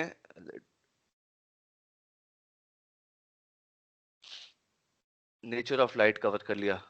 सो हाउ आर यू गाइस, सुनाई दे रहा है? Yes sir, yes sir. बाकी किसी की आवाज क्यों नहीं आ रही? Yes sir. अच्छा Swati, right? Yes sir. Okay good, fine. तो अब तक सब समझ में आया? कोई क्वेश्चन है किसी का? क्योंकि हमने नेचर ऑफ लाइट का भी कॉन्सेप्ट देख लिया, वेव एंड ऑसिलेशंस देख लिया, इफेक्ट्स ऑफ मटेरियल मीडिया का थोड़ा सा पार्ट बचा है, वो जैसे ही मैं कवर करूंगा उसके बाद हम हाइहेंस प्रिंसिपल पे चले जाएंगे। तो हाइहेंस प्रिंसिपल बहुत छोटा है मगर बहुत इंपॉर्टेंट है ना, इसको देखना समझने में बहुत मजा आएगा। तो हम किसी का कोई क्वेश्चन है तो पूछ लो, नहीं तो हम मटेरियल मीडिया का इसके ऊपर एक चले जाएंगे। कोई क्वेश्चन किसी का? अर्नब तुम्हारा या स्वाति तुम्हारा कोई क्वेश्चन है? सर लाइट जो है वो दोनों नेचर एक ही टाइम पे शो करता है? वो दो एक ही टाइम पे, सिर्फ लाइट नहीं, सबका एक ही टाइम पे दोनों नेचर होता है। अच्छा मैं एक बहुत प्यारा एग्जांपल देना भूल गया, जो मैंने हर्ष को दिया था। हर्ष मेरे ख्याल से आज नहीं आ पाया, उसका घर में कुछ काम था, उसके भाई की शादी है, बट वो वीडियो देख लेगा। तो उसको मैंने ये चीज बताई, ये अच्छे से सुनो, अर्नब और स्वाति दोनों बहुत केयरफुली सुनो। पैसा, ठीक है, पैसा, पैसा किसको प्यारा नहीं होता है बताओ? सबको प्यारा होता है पैसा, ठीक है। पैसे को हम क्या बोलेंगे? मनी बोलेंगे, इंग्लिश में बोलेंगे तो मनी बोलेंगे, राइट? तो अब देखो, मनी जो होता है वो दो फॉर्म में होता है, ठीक है। मनी दो फॉर्म में होता है, एक होता है तो कैश और दूसरा होता है कैशलेस। कैश वाला क्या होता है? तुम्हारे हाथ में नोट है ना, ये जो नोट की गड्डी पकड़ के अगर कोई बंदा सेठ बैठा है, नोट की गड्डी उसके हाथ में है, ठीक है, तो वो कैश हो गया, ठीक है, या कॉइन्स हो गए, these are the form of money which we call cash, ठीक है। कैशलेस क्या होता है? तुम्हारे बैंक अकाउंट में तुमने चेक किया होगा, मान के चलो बैंक अकाउंट में 1 लाख रुपए है, ठीक है, रुपीस 1 लाख, ये क्या है? कैशलेस। जो चेक तुम देते हो, फॉर एग्जांपल तुमने चेक दिया, मान के चलो तुमने एक बाइक खरीदी बहुत बढ़िया, कौन? अर्नब। स्वाति को तो बाइक की जरूरत नहीं, she knows how to make helicopters. तो अब क्या है कि 1 लाख रुपए तुमने पे किया, ठीक है। मान के चलो स्वाति हेलीकॉप्टर भी खरीदती है, कोई मतलब हेलीकॉप्टर, एक टॉय हेलीकॉप्टर खरीदती है जो जिसमें वो बैठ सकती है, वो भी 1 लाख का है। यार ना बाइक खरीद रहा है, वो भी 1 लाख का है, ठीक है, बहुत ही अच्छी बाइक आ जाएगी वैसे 1 लाख में। मगर अगर तुमने कैश दिया तो तुमको इतना बहुत सारे अमाउंट जो है, बड़े सारे गड्डियां देनी पड़ेंगी उसको, या कॉइन दिया तो ट्रक भर के कॉइन देना पड़ेगा। वो क्या हो गया, दे तो तुम, अगर बाइक अर्नब तुम खरीद रहे हो किसी से, एक शॉप से या एक शोरूम से खरीद रहे हो, पैसा तो तुम्हें देना, यू हैव टू पे मनी, है ना। But you yes can, sir. या तुम उसको कैश में दे सकते हो या फिर कैशलेस दे सकते हो। कैशलेस क्या है, या तो ऑनलाइन ट्रांसफर कर सकते हो, यूपीआई से ट्रांसफर तो कर नहीं सकते, यूपीआई में लिमिट है, 10,000 रुपए से ज्यादा तुम एक बार में ट्रांसफर कर नहीं सकते। तो तुम क्या करोगे, एनईएफटी करोगे या आरटीजीएस करोगे। NEFT, national electronic fund transfer, या आरटीजीएस क्या होता है, remittance transfer, RTGS for general savings. तो ये दोनों मेथड से तुम कर सकते हो, या फिर चेक लिख के दे सकते हो, अपने अकाउंट का चेक बुक निकालो और उसमें लिख दो। तो ये जो तीनों मेथड है, आरटीजीएस किया, एनईएफटी किया या फिर चेक से दिया, वो क्या हो गया, कैशलेस मेथड से पेमेंट किया तुमने, है ना। जैसे तुम किसी दुकान में जाते हो जिसका फॉर एग्जांपल 500 1000 का पेमेंट आजकल तो लोग कैसे कर लेते हैं, मोबाइल से ही कर लेते हैं, यूपीआई, पेटीएम, भीम, इनसे कर लेते हैं। मेरा फेवरेट तो जियो ऐप है, तो उससे मैं कर लेता हूँ। तो बेसिकली ये कैशलेस पेमेंट हो गया। अगर हमें कैश देना है तो हम नोट या कॉइन से दे सकते हैं। तो मनी के दो फॉर्म होते हैं कि नहीं होते, ठीक है, दो फॉर्म हो गए। अब दोनों एक साथ एक टाइम पे एग्जिस्ट करता है कि नहीं करता है। At the same time money means इधर कैश और कैशलेस और बोथ। तुम्हारे पास अकाउंट में पैसा है, तुम्हारे हाथ में कैश भी है, तो दोनों तुम्हारे पास कुल मिला के क्या है, बहुत सारा पैसा है, दैट्स इट। वैसे अब देखो, मनी का दो नेचर है, कैश और कैशलेस, दोनों एक एक साथ एग्जिस्ट करते हैं। अब उस चीज को ऐसे देखते हैं, इसको ऐसे देखो, मान के चलो एक ढाबा है, रोड साइड में तुम कहीं जा रहे हो और तुम्हें भूख लगी, रुक के, वह रोड साइड में बीचों बीच बिल्कुल ढाबा है, वो ढाबा वाला खाना बेच रहा है, तुम गए वहां पे खाना खाए, मगर तुम्हारे पास कैश नहीं है। तुम बोले कैश का क्या करना है यार, अभी ट्रैवल कर रहे हैं, बाहर ट्रैवल करते टाइम हाथ में ज्यादा कैश रखना नहीं चाहिए, वैसे चोरी वोरी हो गया तो। तुमने बोले मोबाइल पे तो है यार, आजकल हर जगह जो है चल जाता है ना, मोबाइल से पेमेंट तो हम कर ही लेंगे, क्या दिक्कत है कैश लेने का। तुमने खाना खाया, खाना खाने के बाद जैसे काउंटर पे गए, पूछा कितना हुआ बिल, बोलेगा 500 रुपए है सर, मतलब पूरा फैमिली खाया, 500 रुपए का बिल आया। अब तुमने क्या करना है, पेमेंट करना है। क्या करना है, पेमेंट का मतलब क्या, तुम्हें उसको मनी देना है, पैसा देना है। तो क्या बोलोगे, दिखाओ क्यूआर कोड निकालो सर, पेमेंट कर देता हूँ। बोलेगा कौन सा क्यूआर कोड, हम तो कैश लेते हैं भाई। तो क्या होगा, नहीं हो पाएगा वहां पे ट्रांजैक्शन, बिल्कुल। क्यों, वो सिर्फ कैश लेता है, तुम उसको मोबाइल से पेमेंट कर नहीं सकते। अब वहां पे तुम्हें कैश ही देना पड़ेगा। अब दूसरा सिनेरियो ये सोच लो कि मान कोरोना के टाइम पे जैसा हुआ, अगर कोरोना का टाइम है और गवर्नमेंट ने मैंडेटरी कर दिया कि भैया कैश नहीं चलेगा, जहां पेमेंट करना है मोबाइल से करना है, टच ही नहीं करना है, क्योंकि भैया किसी को कोरोना है, उसने कैश निकाला, उस जो नोट है या कॉइन पे वायरस आ गया, वो कॉइन दुकानदार रखेगा तो उसको भी वायरस होगा, वो कॉइन वापस दुकानदार से तुम लोगे, तुमको भी आ जाएगा कोरोना। तो ये सब केसेस को बंद करने के लिए गवर्नमेंट ने मान के चलो रूल कर दिया कि शॉप में, तुम किसी भी शॉप में जा रहे हो ना, तो तुम कैश से ट्रांजैक्शन है ही नहीं, जब तक कोरोना का इलाज नहीं आता तब तक कैश ट्रांजैक्शन है ही नहीं, सिर्फ कैशलेस होगा। उस टाइम तुम अपने घर घर से बिल्कुल डिसइंफेक्टेड एक मतलब 500 रुपए का एक नोट लेके जाओगे कुछ खरीदने के लिए, दुकानदार लेगा क्या, नहीं लेगा। वो बोलेगा नहीं कैश नहीं लूंगा, मैं कैशलेस पेमेंट ही कर लूंगा। तो वहां पे तुम कैश से ट्रांजैक्शन कर नहीं सकते। मगर नॉर्मल टाइम है, अगर मान के चलो ये ढाबा आइसोलेटेड गांव का ढाबा नहीं है और ये कोरोना का टाइम नहीं, नॉर्मल टाइम है, तो वहां पे कैश भी चलेगा, वहां पे कैशलेस भी चलेगा, तुम्हारी मर्जी। जैसे अभी आजकल सब कुछ खुल चुका है, तुम दुकान में जाओगे, कुछ भी खरीदोगे, पेमेंट करना है, पूछोगे भैया कैशलेस लोगे या कैश में लोगे, वो क्या बोलेगा, भैया जैसी आपकी मर्जी, जो आपकी श्रद्धा, है ना। बोल तो ऐसा ही देगा कि जैसे कि वो दान कर रहा है, मगर ठीक है, ऐसे आपको पेमेंट कर सकते हो आप, चाहे कैश में करो या कैशलेस में, बिल्कुल वैसे ही, बिल्कुल एग्जैक्टली वैसे ही। लाइट का जो नेचर है, वेव पार्टिकल डुअलिटी जो है, light as an electromagnetic wave भी है और फोटोन भी है। कुछ केसेस ऐसे होते हैं नेचर में, लाइट का जो प्रॉपर्टीज, कुछ प्रॉपर्टीज ऐसे हैं जिनको समझने के लिए हम फोटोन वाला कॉन्सेप्ट का इस्तेमाल कर ही नहीं सकते। सिर्फ और सिर्फ लाइट को हमें एज अ वेव कंसिडर करना होगा। We can not understand the property और study the property of light, certain properties of light और certain events associated with light, या certain phenomena associated with light, जिसको हम वेव नेचर से ही समझ सकते हैं, फोटोन नेचर से नहीं समझ सकते। उसका जब फॉर एग्जांपल मैं तुमके ऐसे बता सकता हूँ कि वेव नेचर को कैसे हम वेव नेचर समझ सकते हैं, फोटोन नेचर नहीं समझ सकते। फॉर एग्जांपल आप लाइट का वेव नेचर समझने के लिए आप यंग्स डबल स्लिट एक्सपेरिमेंट देख लो, ठीक है। यंग्स डबल स्लिट एक्सपेरिमेंट में क्या होता है, एक या फिर डिफ्रैक्शन देख लो आप, डबल स्लिट एक्सपेरिमेंट मत देखो, डिफ्रैक्शन देखो। मान के चलो यहाँ पे एक टॉर्च है, ठीक है, यहाँ पे एक क्या है, टॉर्च है, ठीक है, टॉर्च है, और टॉर्च के बाहर मैंने यहाँ पे एक दीवार लगा दिया, और यहाँ पे आप बैठे हो इधर। कभी एक्सपेरिमेंट किया है तुमने? ये बहुत इंटरेस्टिंग एक्सपेरिमेंट है। और पूरा रूम अंधेरा है, पूरे रूम में जो है कुछ नहीं है, सब अंधेरा, बिल्कुल डार्क, नथिंग, ठीक है, राइट। तो उस केस में क्या है, तब भी तुमको जो है, अब देखो यहां से लाइट जो है वेव्स निकलेंगी, ठीक है, लाइट की जो है वे इलेक्ट्रोमैग्नेटिक वेव्स निकल रही हैं, तुमको लाइट फिर भी थोड़ा बहुत दिख जाएगा, लाइट जो है फिर भी दिख जाएगा। अब ये ऐसा कैसा है, अगर फोटोन जा रहा है यहाँ टकराने के बाद किसी भी तरीके से, इधर कैसे जा सकता है, टकराने के बाद इधर जाएगा, इधर जाएगा, टकराने के बाद इधर जा सकता है, इधर जा सकता है, या वापस आ सकता है, वो आपके आंख तक पहुंचता कैसे है? वो ऐसे पहुंचता है, अगर लाइट को एज अ वेव देखेंगे तो वो वेव क्या होता है, अब जैसे हाइजेंस थ्योरी से हम समझ जाएंगे इस चीज को, कि डिफ्रैक्शन नाम की एक चीज होता है, कि वेव जो है यहाँ बेंड हो जाता है। एक वेव ऐसे ऐसे जा रहा है, यहाँ पे अगर ऑब्स्टिकल मिल गया, वो वेव क्या होगा, यहाँ से बेंड होके इधर चला जाए, कुछ कुछ इधर जाएंगे, कुछ इधर भी जाएंगे। वो वेव डिफ्रैक्शन ऐसी चीज है जहां पे आप फोटोन वाला जो नेचर को समझ नहीं सकते। तुम बोलो तो मैं एक छोटा सा अभी इस चीज को डेमोन्स्ट्रेट करके ही बता सकता हूँ। Do you want to see that? Yes sir. Arnav, do you want to see this? Yes. बहुत ही इंटरेस्टिंग चीज है। एक मिनट रुको, है ना, मुझे इस चीज को तुमको टॉर्च लाइट से दिखाने दो। मैं स्क्रीन शेयर को, डिफ्रैक्शन को मैं लाइव करके दिखा देता हूँ तुमको। किसी का चैट आया, अच्छा, Pooja, I think Pooja is not here. Pooja session में नहीं है क्या? Yes sir.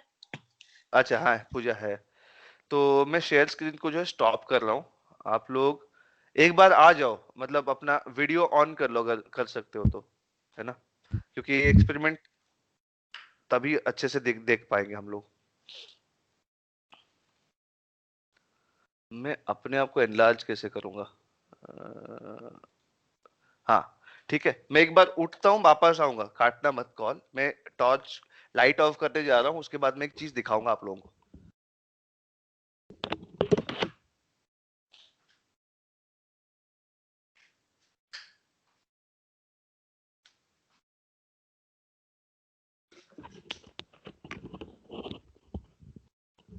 अच्छा, आप लोग मेरे को नहीं देख पा रहे होंगे ना अभी, ठीक है। अब देखो डिफ्रैक्शन क्या है, ये टॉर्च है, मैं यहाँ बैठा हूँ, ठीक है, ये टॉर्च टॉर्च है। अब मेरे टॉर्च से जो लाइट है वो मेरे फेस पे स्ट्राइक करके रिफ्लेक्ट होके आप कैमरा की तरफ जा रहा है, तभी आप लोग मेरे को देख पा रहे हो, करेक्ट है ना, तभी देख पा रहे हो। अभी अगर मान के चलो ये टॉर्च है, इसकी रोशनी सीधा कैमरा की तरफ जा रहा है, तभी आप लोग देख पा रहे हो इसको, ठीक है। मगर मैंने हाथ को यहाँ बंद कर दिया, ठीक है, मैंने, या फिर मैं एक काम करता हूँ, एक नोटबुक लेता हूँ, या ये नोटबुक है, ये एक नोटबुक है, या फिर एक बोर्ड है मेरा, तो उसको मैंने यहाँ पे ब्लॉक कर दिया, ठीक है। अच्छा, ये रिफ्लेक्ट होके आ रहा है क्या? नहीं। अब देखो, अब भी तुमको एक ग्लो नजर आ रहा है टॉर्च का, इसके एज के ऊपर, इसकी ये जो एज है इसको नोटिस करो, ये जो ये तो फिर भी ट्रांसपेरेंट हो गया, एक थोड़ा शार्प एज चाहिए होगा। हाँ, ये देखो, ये बहुत मोटा सा नोटबुक है, ठीक है, ये नोटबुक है, ठीक है। अब मैंने क्या किया, लाइट जा रहा है कैमरा की तरफ, मैंने उसको रोकने की कोशिश की, बीच में एक क्या ले आया, एक ऑब्स्टेकल ले आया विथ शार्प एजेस। ये एजेस शार्प होनी चाहिए, मेरे पास आज सच कोई शार्प चीज तो है नहीं, बट अच्छा अच्छा हाँ है ना, है ना, ये स्केल आ गया, ठीक है, मेरे पास एक स्केल आ गया, इसको देखो, this is a scale of metal, steel scale है। मैंने क्या किया, स्केल को ऐसे दबा दिया, इस स्केल को दबा दिया, ठीक है, ध्यान से देखो, मैंने स्केल को दबा दिया, ठीक है, दबाया, तो आपको क्या होगा, थोड़ा सा लाइट जो है डिफ्रैक्ट करके दिख रहा है ना, कि इसका एज के ओवर लाइट जा रहा है ना, मूव कर रहा है, पास थ्रू कर रहा है, थोड़ा सा तो कर ही रहा है ना, पूरा नहीं कर रहा है, इतना ब्राइट नहीं है, बट इसका एज को नोटिस करो, अंधेरे में आपको अच्छे से नोटिस करो। ये कभी खुद करके भी देखना, अगर अपने आंखों के दूसरे साइड भी देखना, कि ये देखो,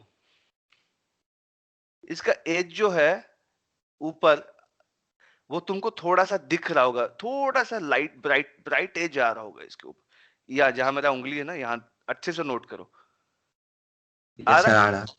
यस सर। हल्का सा ब्राइट आ रहा है, ठीक है। एक तो रिफ्लेक्शन आ रहा होगा इसका लैपटॉप का, जो मेरा वो क्या है, व्हाट यू कॉल,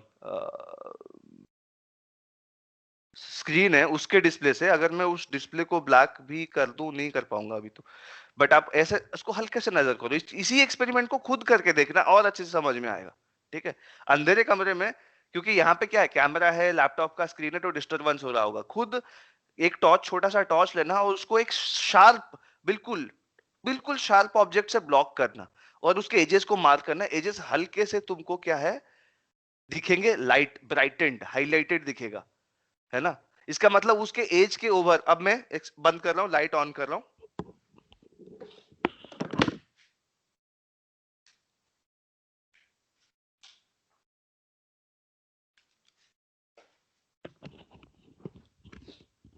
हाँ। तो अब इसी चीज को जो है, सॉरी, मैं क्या बोल रहा था कि अब ये जो हमने देखा चीज को, वो दैट इज कॉल्ड डिफ्रैक्शन। क्योंकि मैं फिर से स्क्रीन शेयर कर रहा हूँ कॉन्सेप्ट को अच्छे से समझाने के लिए, ठीक है। जैसे मैंने बोला था कि अगर लाइट का सोर्स है, ये एक पॉइंट सोर्स ऑफ लाइट है, कोई भी सोर्स ऑफ लाइट है, अगर पॉइंट सोर्स ऑफ लाइट होगा तो और अच्छे से समझ में आएगा। नहीं, अगर छोटा टॉर्च है आपके पास जो लाइट एमिट करता है, ठीक है, लाइट जा रहा है और मैंने क्या कर दिया, उसको कवर कर दिया, ठीक है, एक बहुत ही पतले ऑब्जेक्ट से जिसका शार्प एज, मैंने यहाँ पे एक चीज तो गलत कर दिया, ऐसे मेरे को लाइन नहीं लगाना चाहिए। एक शार्प, बिल्कुल शार्प 2 डायमेंशनल प्लेट है मेरे पास, ठीक है। ऐसे प्लेट से इसके पाथ को ब्लॉक करने की कोशिश की। लाइट अगर एज अ वेव जा रहा है, अगर पार्टिकल जा रहा होगा, ठीक है, मान के चलो फोटोन है, ऐसे मान के चलो ये गन है जिससे बुलेट्स निकल रहे हैं और ये फायर कर रहा है बुलेट, और हर एक बुलेट जो है एक फोटोन है। तो अगर आप यहाँ खड़े हो, आपको क्या लग रहा होगा कि भैया मैं सेफ हूं, अगर ये बुलेट प्रूफ प्लेट है, इसके थ्रू बुलेट जा ही नहीं सकता। इसका मतलब आपको पता है कि ये गन, ये बुलेट भले ही यहाँ से रिकॉइल करके वापस उसी को लग सकता है जो अटैक कर रहा है, उस पर वापस लग सकते हैं, आपको नहीं लगेगा, क्योंकि पार्टिकल है ना। बुलेट क्या है, एक पार्टिकल है, वो कैसे आएगा, इसके थ्रू आ ही नहीं सकता, ब्लॉक चीर फाड़ के आएगा तो अलग बात है, मगर आपने मटेरियल ऐसा चूज किया है कि इसको चीर फाड़ के वो आ ही नहीं सकता। अगर पार्टिकल है, अगर लाइट पार्टिकल होता तो वो कभी आपके पास नहीं आ सकता, आप इधर सेफ हैं। अगर इस वाले पार्ट को मैं रिमूव करूं, कहां गया मेरा इरेजर, इस वाले पार्ट को मैं इरेज करके मैं यहाँ पे आंख बना देता हूं आपका, आप यहाँ पे हैं, तो आपके आंखों तक रोशनी नहीं आ सकती बिल्कुल भी, सब टोटल डार्क होना चाहिए, टोटल डार्क, है ना, टोटल डार्क हो जाना चाहिए, क्योंकि लाइट आपके पास आ ही नहीं रहा, आपको कुछ दिख ही नहीं सकता। बट आपको इसके एजेस जो हैं, ये फाइन एजेस ब्राइट दिखेंगे थोड़े से। क्यों दिखेंगे, हालांकि लाइट बहुत ज्यादा ब्लॉक हो जाएगा, बट एजेस क्यों दिखेंगे, वाई यहां से रिटर्न कर जाना चाहिए ना पार्टिकल को, रिफ्लेक्ट होके तुम्हारे आंख तक तो आ ही नहीं सकता, लाइन ऑफ साइट पे तो है ही नहीं। तुमको कोई चीज कब दिखता है, जब वहां से लाइट कहीं से भी आए, रिफ्लेक्ट होने के बाद वहां से तुम्हारे आंखों तक पहुंचेगा, है ना, तब तो तुमको दिखेगा ना। अब अगर यहाँ से बाउंस होगा, अगर यहाँ से पार्टिकल गया और यहाँ पे बाउंस हुआ, तो वो इधर जाएगा ना, वो मुड़ के इधर तो आ ही नहीं सकता किसी भी तरह से, लॉ ऑफ रिफ्लेक्शन को वायलेट कर लेगा। तो क्यों, ऐसा क्यों है कि वो, अगर पार्टिकल आ नहीं सकता तो तुमको वो एजेस इतने ब्राइट क्यों दिखाई देते हैं? इसका रीजन ये है कि अगर लाइट वेव भी है, लाइट सिर्फ पार्टिकल नहीं, लाइट वेव भी है, अगर वेव है तो ये जो वेव होता है वो बेंड कर जाता है शार्प एज पे। फॉर एग्जाम्पल, तुमने एक चीज ये नोटिस करो कि मान के चलो ये चीज तुमने देखा होगा, डिफ्रैक्शन का एक और एग्जाम्पल देता हूं, है ना। आप झील में जाते हैं, ठीक है, झील में जाते हैं, झील में मान के चलो बीच में किसी ने पत्थर फेंका, तो क्या होता है, कॉन्सेंट्रिक वेव्स में जो है वेव क्रिएट होता है, कॉन्सेंट्रिक सर्कल्स में वेव, और वो वेव धीरे धीरे हर डायरेक्शन में आके किनारे तक पहुंचता है। कभी आपने नोटिस किया कि किनारे, किसी झील के किनारे आप बैठे हैं, ठीक है, और वहां, इसको मैं ऐसे दिखाता हूँ डिफ्रैक्शन को और अच्छे से समझें। मान के चलो आप यहाँ बैठे हैं झील, झील के किनारे, ये झील है, ये पूरा ये पूरा झील है, ठीक है, मान के चलो आपके यहाँ ये एक झील है और झील के किनारे जो है आप बैठे हैं, ठीक है। यहाँ पे वेव्स, झील है तो सीधी सी बात है, वाटर वेव्स तो हर हमेशा जनरेट होती ही है, थोड़ा बहुत तो आता ही है वेव्स, ठीक है, कभी भी शांति नहीं होता पानी। यहाँ मान के चलो दो पत्थर है, ठीक है, दो बड़े बड़े पत्थर हैं और आप यहाँ तीसरे पत्थर के ऊपर बैठे हैं, ठीक है। तो ये जो वेव्स आते हैं ना, कॉन्सेंट्रिक वेव्स जो क्रिएट हो रहे हैं, तो आपको दिखेगा कि यहाँ पे एक वेव आया और टकराने के बाद फिर से यही से नया नई तरह से वेव क्रिएट हो जा रहा है, ठीक है। ये चीज आपने देखा होगा कि वेव तो आया, मगर अब इतना बड़ा वेव है, ठीक है, वो इस इतने छोटे गैप में इतने छोटे गैप में पास कर जाता है, एक पोर्शन उसका पास कर जाता है। फॉर एग्जाम्पल इसको और अच्छे से दिखाता हूँ। मान के चलो वेव क्रिएट होता आ रहा है, उसका जो रेडियस बढ़ता आ रहा है, मगर यहाँ पे क्या हुआ, मान के चलो एक दीवार है, मैंने बना दिया दीवार, ठीक है, छोटा सा गैप है। अब इतना बड़ा वेव इस दीवार के थ्रू तो जा नहीं सकता, मगर क्या होगा, इस जो गैप मिलेगा ना, इसी में एक छोटा सा वेव फिर क्रिएट हो जाएगा। ऐसा देखा है नेचर में, कभी ऑब्जर्व किया है? हाँ या ना, बोलो कुछ। कभी मैंने याद, नहीं किया। कभी अभी अगर नहीं देखा है तो एक काम करना, कभी झील के किनारे जाना, जहां पे देखना कि छोटा सा गैप है, ठीक है, ऐसे पॉइंट नोटिस करना और कहीं दूर एक पत्थर ड्रॉप करना और देखना जो जो वेव तुम्हारे तरफ आएंगे ना, वो गैप में कैसे मुड़ जाता है, how the wave bends in a sharp edge और एनी गैप। ओके, जो बैरियर होता है, जो वेव को रोकने के लिए होता है, उसमें अगर छोटा सा गैप भी है तो वहां से वो मुड़ जाता है, ठीक है। यहाँ तो मैं गैप की बात कर रहा हूँ, इसका मतलब यहाँ पे दो एजेस आ गए, इधर ऊपर नीचे दो एजेस आ गए ना, तो यहाँ पे भी मुड़ेगा, यहाँ पे भी मुड़ेगा और इवेंचुअली वहां से पास थ्रू कर जाएगा वेव। बिल्कुल यही रीजन होता है डिफ्रैक्शन का, जिसको हम सिर्फ वेव नेचर से समझ सकते हैं, वो है आपका लाइट का वेव नेचर। पार्टिकल नेचर कहां से आएगा? पार्टिकल नेचर आएगा जिसकी वजह से आइंस्टाइन को नोबेल प्राइज मिला था, वो है ये क्या बोलते हैं इसको, फोटो इलेक्ट्रिक, ऐसे एक ही वर्ड है वैसे तो,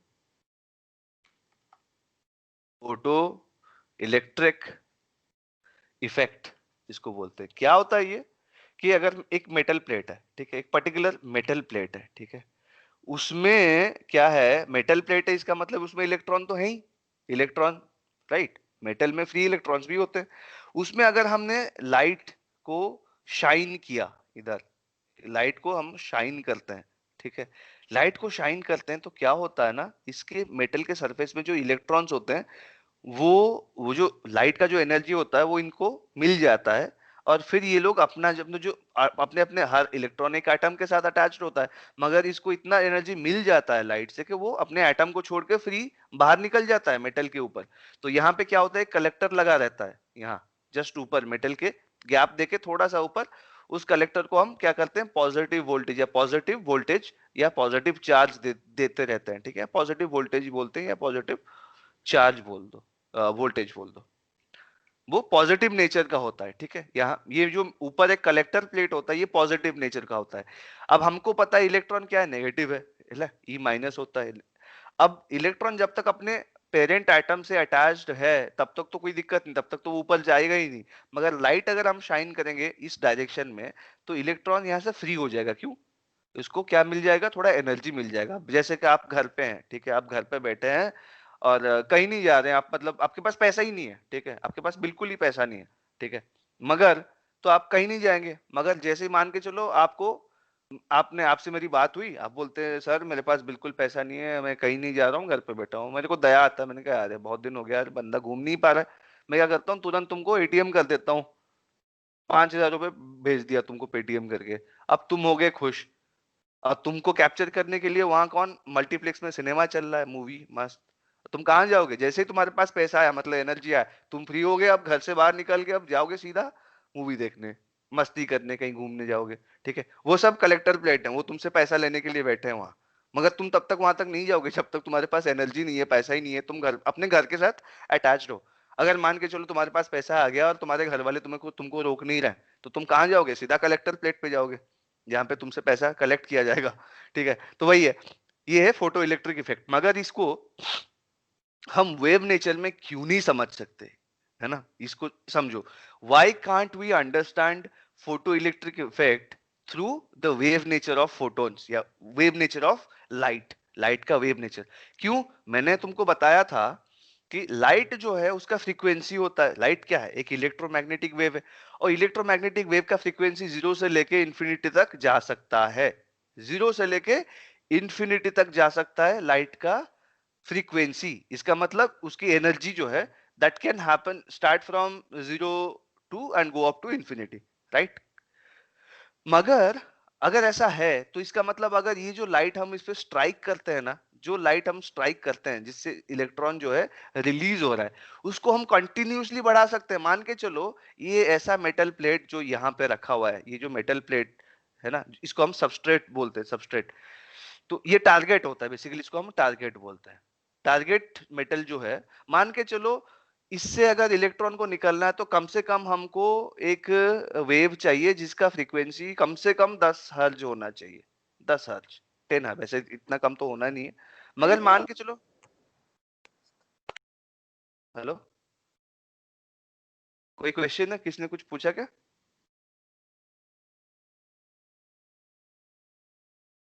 hello, did anyone ask anything?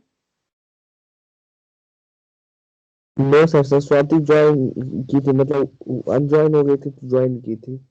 अच्छा अच्छा, ठीक। तो स्वाति, कुछ मिस किया क्या तुमने? Did you miss anything? Yes sir, yes sir. क्या मिस किया तुमने? सर कहाँ पे? अभी तो आपने बस बताया था, मतलब सर 2 मिनट का बस। अच्छा, मैं क्या क्या बता रहा था अभी? कोई मेरे को रिमाइंड। स्वाति, तुमने लास्ट टाइम लास्ट क्या देखा था? What did you last here from me? अगर छोटा सा है तो बोलो। मतलब इलेक्ट्रॉन जो नेगेटिवली चार्ज होता है उसके ऊपर जो हम लोगों ने मेटल लगाया था, मतलब वो हाँ जो हाँ हाँ पॉजिटिवली चार्ज था, बस वही तक मैंने। हाँ हाँ, ठीक है ठीक है। ये क्या है, मैंने बस एग्जांपल दिया था कि भैया तुम्हारे पास पैसा नहीं है, तुम घर पे बैठे हो, और या फिर तुम्हारे पास पैसा तो है नहीं, तुम्हारे पास पैसा भी नहीं है और तुम्हारे घर वाले तुमको रोक के रखे हैं। ठीक है, यहाँ पे घर वाले क्या हो गए, जो तुम्हारा एटम है, यहाँ पे जो इलेक्ट्रॉन इस टारगेट मेटल पे है, इसका एटम, इसका न्यूक्लियस उसको पकड़ के रखा है, जकड़ के रखा है बिल्कुल। ठीक है, तो ये कहीं नहीं जा सकता, ये इधर ही मूव कर सकता है, घर के अंदर एक एक रूम में जाएगा, दूसरे रूम में जाएगा, ऐसा ही। मगर मान के चलो तुम्हारे पास पैसा तो थे नहीं, तो तुमने मुझे बोला कि सर मेरे पास पैसे नहीं, और मैंने तुम्हारे अकाउंट में 5,000 रुपए जो है यूपीआई में पेमेंट कर दिया, और तुम्हारे पास आ गया पैसा। क्या हुआ, इतना पैसा आ गया, फिर तुम्हारे घर वाले तुमको रोक भी नहीं रहे। घर वाले बोले जा बेटा, जहाँ घूमना है घूम के आ जा, मगर जल्दी वापस आ जाना। तुम क्या करोगी फिर? अपने घर से निकलोगी, निकलोगी तो जाओगी कहाँ? कहीं आइसक्रीम खाने जाओगे या कहीं चाट गुपचुप खाने जाओगी। वो लोग क्या करेंगे, आपसे पैसा ले लेंगे। तो वो लोग है कलेक्टर। ठीक है, इसको हम कलेक्टर बोलेंगे, ये कलेक्टर है। यहाँ पे पॉजिटिव चार्ज इसीलिए है क्योंकि पॉजिटिव जो है नेगेटिव को अट्रैक्ट करता है। अब सीधी सी बात है, गोलगप्पा वाला जो है पैसा क्यों कमाता है, चाट वाला पैसा क्यों कमाता है? उसको पता है गोलगप्पा और चाट की जो सुगंध है वो इंसान को अट्रैक्ट करता है, या समोसा के लिए अट्रैक्ट करता है, अच्छे खाना या फिर मूवी देखना, ये सब हमको अट्रैक्ट करते हैं। तो वैसे ही इलेक्ट्रॉन को अट्रैक्ट करने के लिए कलेक्टर को पॉजिटिव चार्ज दे दिया हमने। तो इलेक्ट्रॉन जैसे ही एनर्जी, इस जो हमने इसको स्ट्राइकिंग जो लाइट होता है ना, जो लाइट सोर्स से हम स्ट्राइक करते हैं, वो जब इलेक्ट्रॉन को क्या करता है, एक्स्ट्रा एनर्जी देगा, तो फिर ये रोक नहीं पाएगा, टारगेट मेटल जो है वो उसको रोक नहीं पाएगा, तो इलेक्ट्रॉन फ्री हो जाएगा, इतना एनर्जी आ जाएगा कि वो अपने न्यूक्लियस वाला जो अट्रैक्शन है, वो अट्रैक्शन को ओवरकम करके बाहर चला जाएगा। जैसे ही बाहर जाएगा, कलेक्टर उसको कैप्चर कर लेगा, अट्रैक्ट कर लेगा। ठीक है, ये होता है फोटो इलेक्ट्रिक इफेक्ट।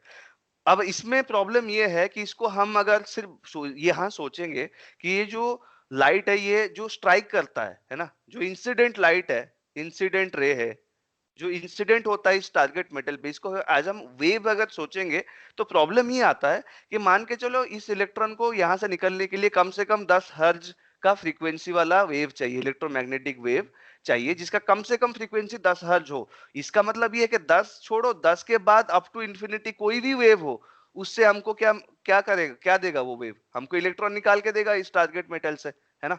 क्योंकि अगर 10 हर्ज पे इलेक्ट्रॉन रिलीज हो रहा है इस टारगेट से, तो 11 हो, 12 हो, 13 हो, 14 हो या 100 हो, 10 से ज्यादा कोई भी हर्ज होगा, वो क्या करेगा, इलेक्ट्रॉन को टारगेट से निकाल के कलेक्टर तक भेज देगा। राइट, ये तो ऐसा होना चाहिए अगर वेव है तो। मगर ऐसा नहीं होता है। क्यों? सिर्फ और सिर्फ कुछ ही फ्रीक्वेंसी पे ये जो है फेनोमेना होता है, फोटो इलेक्ट्रिक इफेक्ट सिर्फ और सिर्फ कुछ ही जो होते हैं फ्रीक्वेंसी पे ही काम करते हैं, सारे फ्रीक्वेंसी पे काम नहीं करते। ये हमको आपने एक्सपेरिमेंट करके निकाला। ऐसा क्यों है? ऐसा इसीलिए है क्योंकि not only electron but also light has quantum nature. इसका मतलब पार्टिकल नेचर इसमें भी है।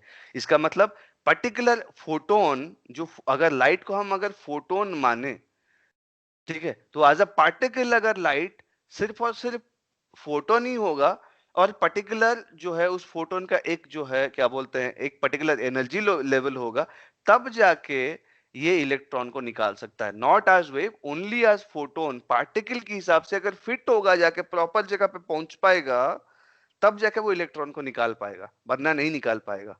ठीक है। वैसे फॉर एग्जाम्पल तुम्हारे घर में जो है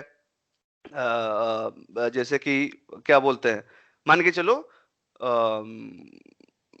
कैसे इस चीज को मैं एक्सप्रेस करूं, हाँ, फ्लोर है, फ्लोर को साफ करना है तुमको, ठीक है, बहुत कचरा मतलब धूल पड़ा हुआ है, तो धूल में तुम अगर क्या बोलोगे, अगर टॉर्च लाइट शाइन करोगे तो वो धूल उड़ेगा क्या? नहीं जाएगा ना। तुमको वहां पे पानी मारना पड़ेगा, हाई प्रेशर में एक पाइप से पानी मारोगे तो फ्लोर का जो गंदगी है, जो धूल है, डस्ट है, वो वहां से अपनी जगह से हिल के वो फ्लो करके निकल जाएगा। ठीक है, तो इसका मतलब वाटर पार्टिकल स्ट्राइक करते हैं तब जाके वो वहां से हटेगा, लाइट से नहीं जाएगा, चाहे कुछ भी कर लो वहां से नहीं जाएगा।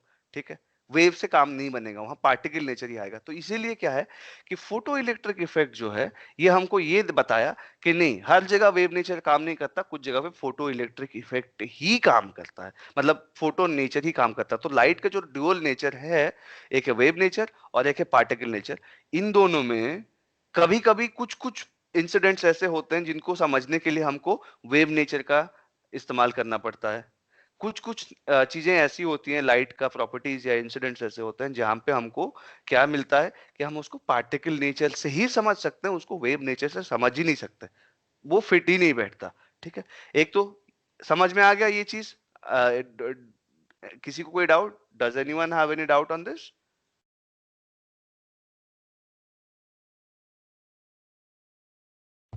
No sir. ठीक है, तो यहाँ पे अब यहीं से स्टार्ट होता है आपको, अभी इलेक्ट्रॉन और photon, sorry, photon as well as electromagnetic wave, इससे हमारा कवर हो गया तुम्हारा what you call nature of light का, टोटल कंप्लीट हो गया।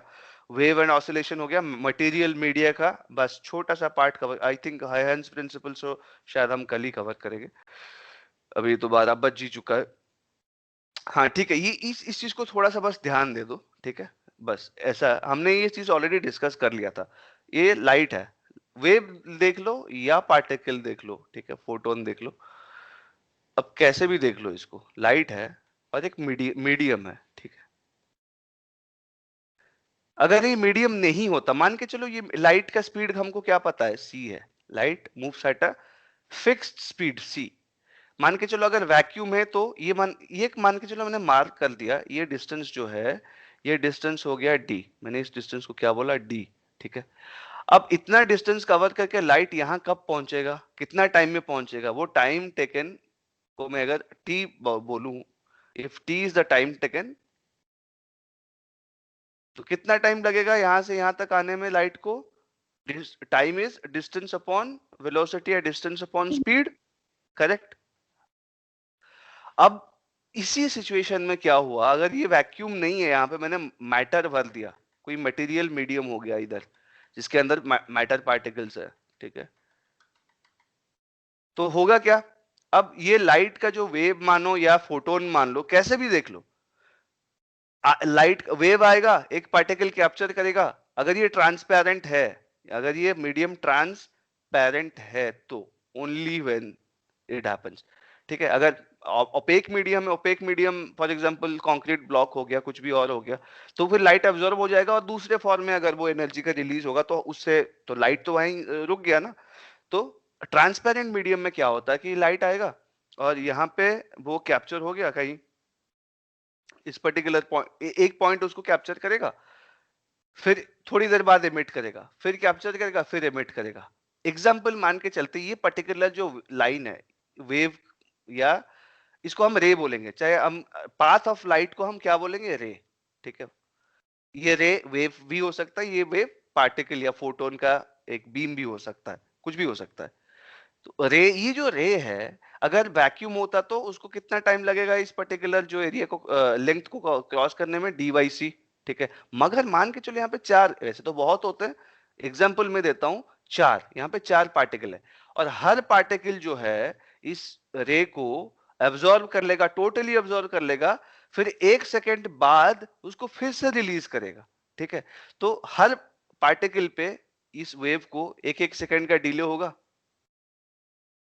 तो 4 पार्टिकल हैं तो हर टोटल कितना डिले हो जाएगा, 4 सेकंड का डिले हो गया, राइट। तो अगर मैटर पार्टिकल है तो क्या करेंगे, ऐसे एब्जॉर्ब करेंगे फिर एमिट करेंगे, फिर एब्जॉर्ब करेंगे फिर एमिट करेंगे, मगर एब्जॉर्ब करने के बाद एब्जॉर्ब करने के 1 सेकंड के बाद ही वो उसको एमिट कर रहा है, ठीक है। इसका मतलब ये है अब जैसे एमिट होगा फिर से वो सी में कवर करेगा डिस्टेंस को, मगर फिर एब्जॉर्ब हो जाएगा, फिर 1 सेकंड के बाद फिर रिलीज होगा, फिर वो सी की स्पीड पे कवर करेगा। अगर ऐसे जाएगा तो टोटल अगर 4 पार्टिकल भी आ गए रास्ते में 1-1 सेकंड का डिले, टोटल 4 सेकंड जुड़ जाएगा ना उसका, ठीक है। अब ये जो अब यहां पे देखो, अब ये इक्वेशन को देखो फिर से, time equals to d by c. अगर मटेरियल पार्ट जो मीडियम नहीं है, टोटल वैक्यूम है, तो टाइम क्या है, डी बाई सी। इसको मैं लिख सकता हूं कि सी इज डी बाई टी, बस सिंपल। टी को नीचे ले आया डिनोमिनेटर में, सी को ऊपर ले लिया, तो c equals to d by t, perfect है, कोई दिक्कत नहीं है। मगर अगर ये मटेरियल मीडियम है तो लाइट का जो अपेरेंट स्पीड है, जिसको हम वी बोलते हैं, वी अपेरेंट स्पीड, वी बोलेंगे इस पर्टिकुलर मीडियम में, वो क्या होगा, 4 सेकंड का डिले हो गया। तो अब मैं क्या करूंगा, डी तो वही है, डिस्टेंस तो वही है, उसको उतना ही डिस्टेंस कवर करना पड़ेगा, मगर टाइम एक्स्ट्रा कितना लग गया, 4 सेकंड एक्स्ट्रा लग गया, ठीक है। तो v कैसे मिलेगा मेरे को, डी बाई टी प्लस 4, इससे मेरे को स्पीड, ये अपेरेंट स्पीड मिलेगा। आप नोट कर लो, दोनों जो हैं इक्वेशंस हैं, इन दोनों में न्यूमरेटर सेम है, डी है, मगर डिनोमिनेटर किस में बड़ा है, डिनोमिनेटर v के लिए जो डिनोमिनेटर है टी प्लस 4, ये टी से बड़ा हो गया। अब पता है आपको डिनोमिनेटर बड़ा होगा तो फ्रैक्शन जो है वो क्या हो जाएगा,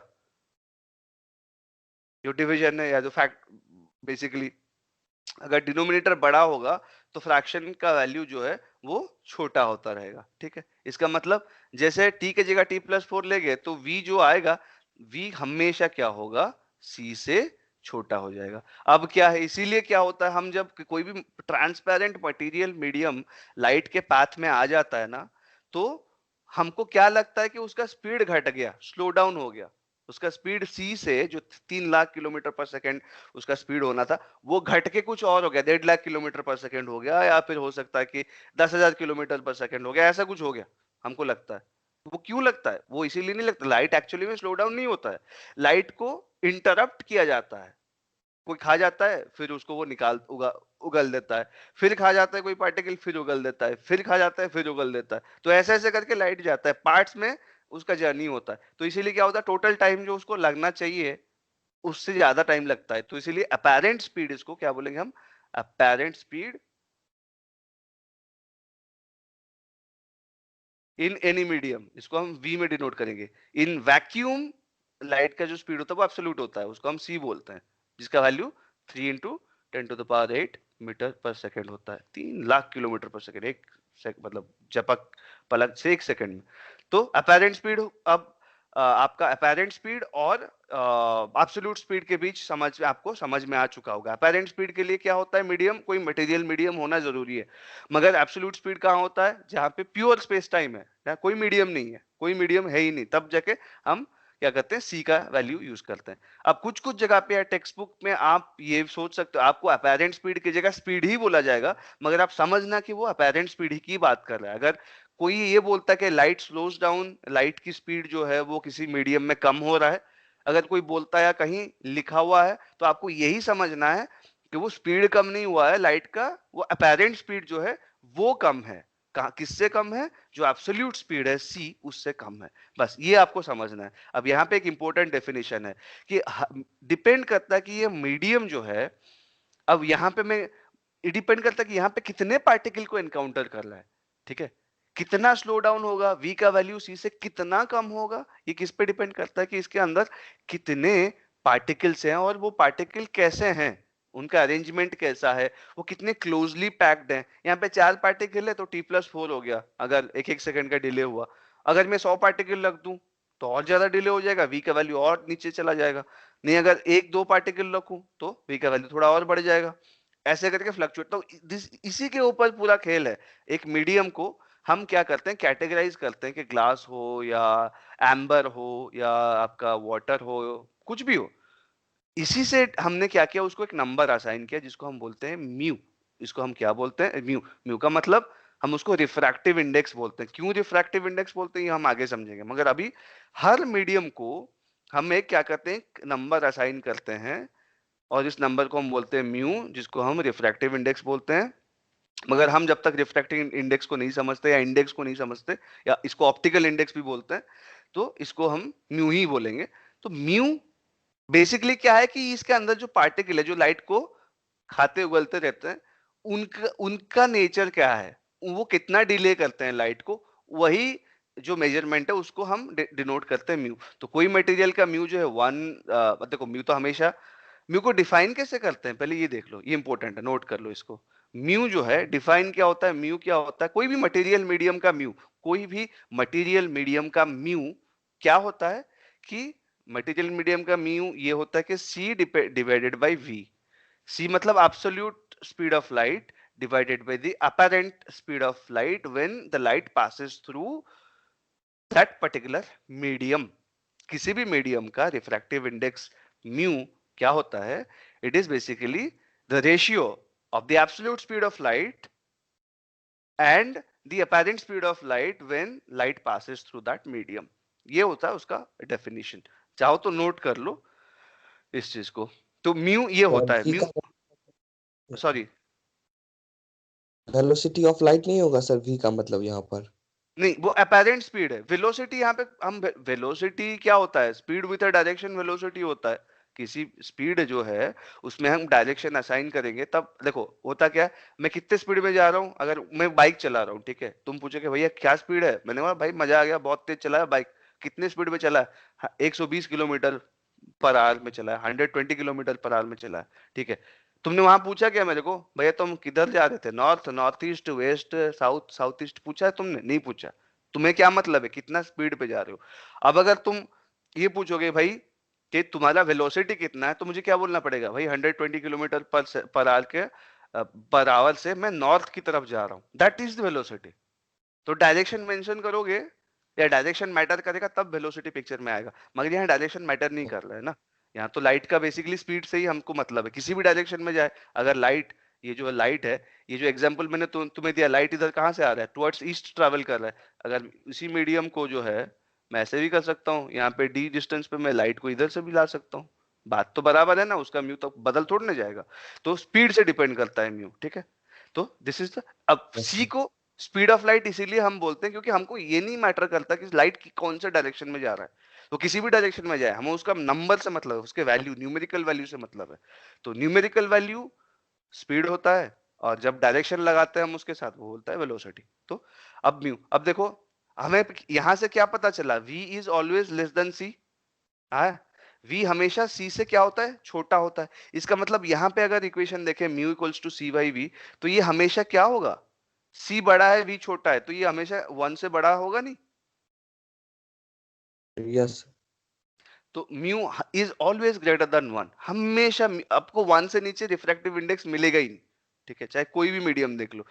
नॉर्मली रूम टेम्परेचर में वाटर का जो होता है, स्टैंडर्ड वाटर, नॉर्मल वाटर का होता है 1.33, ग्लास के मीडियम आते हैं 1.7 तक। मैं जो चश्मा पहना हूँ इसमें जो वो लगा है फाइबर, उसका इंडेक्स है 1.72, ठीक है।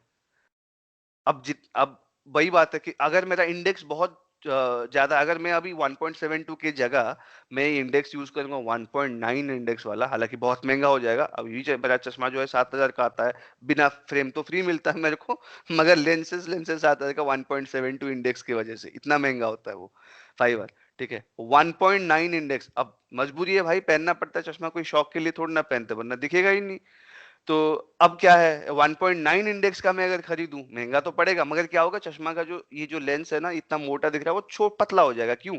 क्योंकि 1.9 इंडेक्स, जितना इंडेक्स बढ़ेगा ना, जितना इंडेक्स बढ़ेगा वो क्या करेगा, लाइट को उतना ज्यादा रोकेगा। अब मेरे साथ प्रॉब्लम क्या है, लाइट बाहर से आता है, अगर चश्मा नहीं पहनूंगा तो जो लेंस मेरे आंखों के अंदर है, बायोलॉजिकल लेंसेस हैं, उनके थ्रू वो सीधा चले जाते हैं पास करके। मेरी आंखों के लेंस लेंस के अंदर जो मटेरियल, जो फ्लूइड है, ऑप्टिकल फ्लूइड है ना, उसको रोक नहीं सकते, वो सीधा लाइट निकल के चला चला जाता है। तो भाई जब वो लाइट रुकेगा, मेरे रेटिना पे गिरेगा, तब मेरा ब्रेन प्रोसेस करके मेरे को चीजों को दिखाएगा, तब तो भैया मैं चीजों को देख पाऊंगा। अब होता क्या है ना, जब चश्मा पहनता हूं ना, तो क्या होता है, ये जो मटेरियल आ गया लेंस का, अब वो भी रोका है तो मेरे आंखों के जो अंदर जो है फ्लूइड, वो थोड़े बहुत तो रोकते हैं, तभी तो थोड़ा दिखाई देता है। वरना अब चश्मा पहनने के साथ क्या होता है, ये जो लेंस है, इसके बारे में और इंटरेस्टिंग चीज पढ़ी, ये जो लेंस है, लाइट आया तो इसने थोड़ा सा उसको रोका, रोका इन द सेंस ऐसा नहीं कि उसका स्पीड को रोक दिया, उसका अपेरेंट स्पीड। मेरे ब्रेन को किस चीज से मतलब है, मेरे ब्रेन को लाइट का अपेरेंट स्पीड से मतलब है, उसको लाइट के एक्चुअल स्पीड से कोई मतलब नहीं है ना। अब क्या है, लाइट को थोड़ा सा उसका अपेरेंट स्पीड को रिड्यूस किया, इसने रिड्यूस किया तो वो स्लो डाउन हो गया light, technically speaking not slow down, but थोड़ा सा अपेरेंटली स्लो डाउन हो गया। इसको अब मैं बोलूंगा light has been slow down, तो इसको ये समझना आप लोग अपेरेंटली स्लो डाउन हो गया। तो लाइट स्लो डाउन हो गया, और अब मेरे मेरे को मेरे आंखों को मिल गया, थोड़ा सा टाइम मिल गया कि प्रोसेस कर ले चीजों को। रेटिना पे गिरेगा, रेटिना के अंदर जो रॉड्स एंड कोन्स हैं, उन पे लाइट गिरेगा, तो मेरा ब्रेन प्रोसेस करेगा। ये क्या करता है बेसिकली, जो चश्मा है वो क्या करता है, लाइट को स्लो डाउन कर देता है, बेसिकली अपेरेंटली स्लो डाउन करता है, ताकि मेरे आंख जो है, मेरे आंखों के अंदर जो फ्लूइड्स है, वो और स्लो डाउन करते हैं थोड़े से। उसके बाद मेरे रेटिना और रॉड्स एंड कोन्स पे वो जाके लाइट पहुंचता है प्रॉपरली, तब मेरे को अच्छे से दिखाई देता है। अगर मैं इंडेक्स बढ़ा दूंगा मेरे लेंसेज का, 1.72 से 1.9 कर दूंगा, तो बेसिकली यही खेल चल रहा है इधर, है ना। तो जितना ये 1.7 वाला रोकता है ना, ये 1.7 वाला, मान के चलो मुझे लाइट लाइट का एक्चुअल स्पीड सी है, और मेरे ब्रेन को चाहिए कितने स्पीड पे लाइट पहुंचना चाहिए उस पे, C/100, C/1000 मान के चलो, C/1000 करूंगा तो मेरा ब्रेन या आंखों में वो चीज प्रोसेस हो पाएगा। C पे आता है तो मेरे आंख उसको पकड़ नहीं पाते ठीक से, ब्रेन नहीं प्रोसेस नहीं कर पाता। तो मैं 1.7 लगाता हूं, तो 1.7 इतना डिस्टेंस लेता है वो लाइट को रोकने के लिए। मगर अगर 1.9 यूज करूंगा तो वो इतने डिस्टेंस पे रोक देगा उतना, क्योंकि उसका इंडेक्स ज्यादा है, उसमें और ज्यादा मटेरियल है, पार्टिकल्स बहुत ज्यादा है, डेंसली पैक्ड है, वो तुरंत रोक देगा। वैसे जैसे इस चीज को ऐसे समझो कि मान के चलो एक साइकिल है ना, एक साइकिल है, वो आ रहा है अपने स्पीड पे, हाई स्पीड पे चला के कोई आ रहा है, मान के चलो साइकिल है, वो साइकिल कितने स्पीड में चल रहा है, मान के चलो तुम साइकिल कौन कितना हाई स्पीड क्या हो सकता है, 20 किलोमीटर पर है, मान के चलो बहुत ज्यादा हो गया, है ना। 20 किलोमीटर स्पीड के रेट पे साइकिल लेके आ रहा है, तुम यहीं खड़े हो या इस पॉइंट पे खड़े, जैसे ही यहाँ पहुंचा तुमने साइकिल वाले को पकड़ लिया, तो फिर भी तुम वहीं पे थोड़ी ना रुकेगा साइकिल वाला, या तुम खींच के जाओगे कुछ दूर, यहाँ पे पहुंचोगे, यहाँ जाके रुकोगे तुम दोनों, ठीक है। मगर यहाँ पे अगर ये बुलेट है साइकिल, अब देखो यहाँ पे मान के चलो ये रोड है, ठीक है, रोड पे खाली रोड है, तब तो ये है, मान के चलो इस रोड पे मैंने रेत बिछा दिया, पूरा इधर रेत ही रेत है, जैसे साइकिल वाला इधर पहुंचेगा तुम उसको जकड़ोगे तो रेत उसको और अच्छे से रोक देगा, तो यहीं पे रुक जाएगा वो, करेक्ट। तो अब खाली रोड है तो इतना दूर जा रहा है, रेत डाल दिया, अगर रेत की जगह में टारी डाल दूंगा तो वो तो यहीं पे रुक थर्ड करके रुकेगा वहीं पे, है ना। अगर तुम पकड़ो ना पकड़ो, ठीक है, यही चीज है। मान के चलो लाइट है, साइकिल वाला ब्रेक ही अप्लाई किया, टोटल चाप दिया पूरा अपना, दोनों आगे पीछे दोनों का ब्रेक को पूरे को डिस्क ब्रेक लगा दिया, पहिए घूमना बंद हो चुके हैं। अगर खाली रोड है फिर भी जाके वो यहाँ रुकेगा, अगर मैं रेत डाल दिया तो शायद यहीं रुक जाएगा, अगर मैं पूरा टायर डाल दिया, बिल्कुल ग्लू, गरम गरम काला काला टायर, ठीक है, बिल्कुल लिक्विड, वो तुरंत ही पकड़ेगा और यहीं पे रोक देगा उसको, साइकिल वाले को, ठीक है। तो यही होता है रिफ्रैक्टिव इंडेक्स, ठीक है। तो बेसिकली जितना जितना रिफ्रैक्टिव इंडेक्स, इसका मतलब रिफ्रैक्टिव इंडेक्स किसका, हालांकि टायर इज नॉट ट्रांसपेरेंट, ये ओपेक हो जाएगा, रेत भी ओपेक मीडियम ही कहलाएगा, बट मैं एग्जांपल दे रहा हूं बस कि ऐसे अगर कोई ऑप्टिकल मीडियम है जो लाइट को बहुत तेजी से पकड़ सकता है, उसका रिफ्रैक्टिव इंडेक्स जो है हायर होगा, ठीक है। इसीलिए मैं अगर हायर रिफ्रैक्टिव इंडेक्स का लेंस खरीदूंगा ना, तो महंगा पड़ेगा, बात अलग है, बट मेरा लेंस का जो वेट है ना, इतना मोटा लेंस ना होके वो और पतला हो जाएगा, ठीक है। जितना जितना मैं रिफ्रैक्टिव इंडेक्स बढ़ाता रहूंगा, लेंस पतला होता रहेगा। लेंस क्या होता है, यही चीज को लेंस बोलते हैं हम, जो बोलते हैं ना लेंस, लेंस क्या होता है, यही चीज को लेंस बोलते हैं हम बेसिकली, है ना। लेंस क्या होता है, it's basically an intermediate transparent material medium. Lens essentially, lens को तुम लिख सकते हो, ये लेंस क्या होता है, इट इज एन इंटरमिटेंट, मतलब पहले एक मीडियम के बीचों बीच वो है। तो लेंस क्या होता है? It's an intermittent transparent material medium which comes in the way of the rays of light, बस दैट इज ऑल। लेंस का मतलब ये है, ये जो मैंने एग्जांपल बताया ये लेंस ही है, ठीक है। यहाँ पे जो एग्जांपल साइकिल का दिया वही चीज को अप्लाई हम करेंगे। तो साइकिल के केस में यही लेंस है, जो रेत में डाला वो भी एक लेंस है, और रेत की जगह टायर डाल दिया या एस्फॉल्ट डाल दिया वो भी लेंस है, ठीक है। वो साइकिल के केस में है ना। तो ये चीज है। अब इससे हम समझ में आ गया होगा कि म्यू क्या है, हमेशा एक से बड़ा होता है। क्यों? क्योंकि अपैरेंट स्पीड जो होता है किसी भी मटेरियल मीडियम में वो हमेशा सी से छोटा होता है बाय डेफिनेशन। म्यू क्या, अब तुम पूछोगे अगर कि सर ऐसा क्यों है कि म्यू को सी वाई वी बोला, म्यू को वी वाई सी क्यों नहीं बोला? ये एक मैथमेटिकल कन्वीनियंस है। अगर हमने ऐसे डिफाइन किया ना, उसको कुछ फायदे हैं। ये बेसिकली ये कन्वेंशन है, इसको हमने डिफाइन अपने मर्जी के हिसाब से किया। ऐसा नहीं कि म्यू को अगर मैं उल्टा कर दूंगा तो क्या फर्क पड़ेगा, मैथमेटिक्स थोड़ा बदल जाएगा फॉर्मूला, और क्या होगा। नेचर को क्या फर्क पड़ता है मैं कैसे मेजरमेंट कर रहा हूँ। बट इसको हमने इसीलिए मेजर किया कि इससे कुछ फायदे हैं जो हम आगे जाके नोटिस करेंगे। तो क्या होता है कि म्यू क्या होता है? सी बाई वी। सी होता है absolute speed in vacuum. V क्या होता है? Apparent speed in a material medium, जो कि सी से कम होता है। अगर कोई भी चीज न्यूमेरेटर से डिनोमिनेटर बड़ा छोटा हो गया, अगर डिनोमिनेटर छोटा है न्यूमेरेटर बड़ा है, तो क्या होता है? वो हमेशा फ्रैक्शन जो है 1 से बड़ा होता है। तो 1 से बड़ा हुआ, इसका मतलब कोई भी मटेरियल मीडियम लेते हैं उसका रिफ्रैक्टिव इंडेक्स म्यू वो हमेशा 1 से बड़ा होता है। Standard 1.33 is for room temperature water. Glass में जाओगे तो ग्लास के तो अलग अलग 1.7 1.8 ऐसे ऐसे आता है, कुछ कुछ का 2 भी होता है, 2 के ऊपर भी होता है। तो ऐसा चलता है रिफ्रैक्टिव इंडेक्स। तो यहाँ पे हमने effect of material medium on light cover कर लिया, ठीक है। अब कुछ बचा क्या? आई डोंट थिंक सो, सब कवर हो गए। तो अभी फिलहाल वापस चलते हैं लिस्ट पे। तो यहाँ पे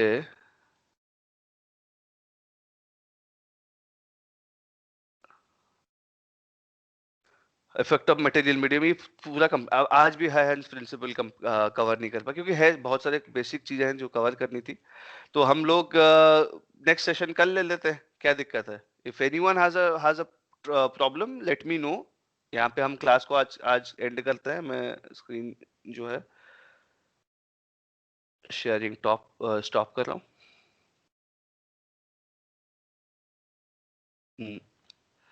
ठीक है। और रिएक्ट आप लोग सुन रहे हैं मुझे? मेरे ख्याल से पूजा इज नॉट देयर, पूजा गायब है। मेरे ख्याल से स्वाति और अर्नब दोनों हैं लाइन पे, right? Swati, are you there? Yes sir. Okay fine. तो हम यहीं पे एंड करते हैं। If you have any questions further तो आप लोग क्या कर सकते हैं, इस पे मेरे को क्वेश्चंस भेज सकते हैं ना, स्काइप पे भेज दीजिए या फिर you are already connected on messenger पे भी भेज देना अगर कोई डाउट रहा तो। नहीं तो अभी पूछ लो अगर कोई डाउट है तो। है कोई डाउट स्वाति या अर्नब, तुम्हें कोई डाउट है, कोई क्वेश्चन है? No sir. ठीक है, तो कल 11 बजे रखे सेशन। तुम अब मेरे ख्याल से हर्ष भी आ जाएगा, और किसी को जोड़ना है तो जोड़ सकते हो। मैं फिर वही आपको लिंक तो पहले भेज ही चुका हूँ। You just add them to the group. कल 11 बजे सेशन टाइमिंग सही रहेगा फॉर द नेक्स्ट सेशन, जिसमें हम तीनों टॉपिक और कवर कर लेंगे। Yes sir. Arnav, what about you? Arnav शायद सुन नहीं पा रहे। Anyways I think he will be okay. So यहीं पे एंड करते हैं Swati, right? And Arnav also, if you can hear me. So let us end the class here. Tomorrow we will take on the remaining topics. और trust me, अभी तक अगर आपको मजा आया तो आगे जो 3 टॉपिक है, मेरे ख्याल से ये तीनों टॉपिक हेहंस प्रिंसिपल, मिराज और इमेजेस, ये तीनों चीजें जो है, इमेजेस का बेसिक्स ही है कवर करना। ये तीनों कल 1 घंटे से कम समय में हम आराम से कवर कर सकते हैं। इतना लंबा सेशन होने की जरूरत ही नहीं है। बहुत मतलब छोटा सा सेशन रहेगा। आज थोड़ा मेरे तरफ से भी डिले हो गया स्टार्ट करने में, तो कल हम कर लेते हैं, ठीक है? तो आई थिंक इसी से हम एंड करते हैं आज का session. And good night to everyone. Bye bye. Bye bye.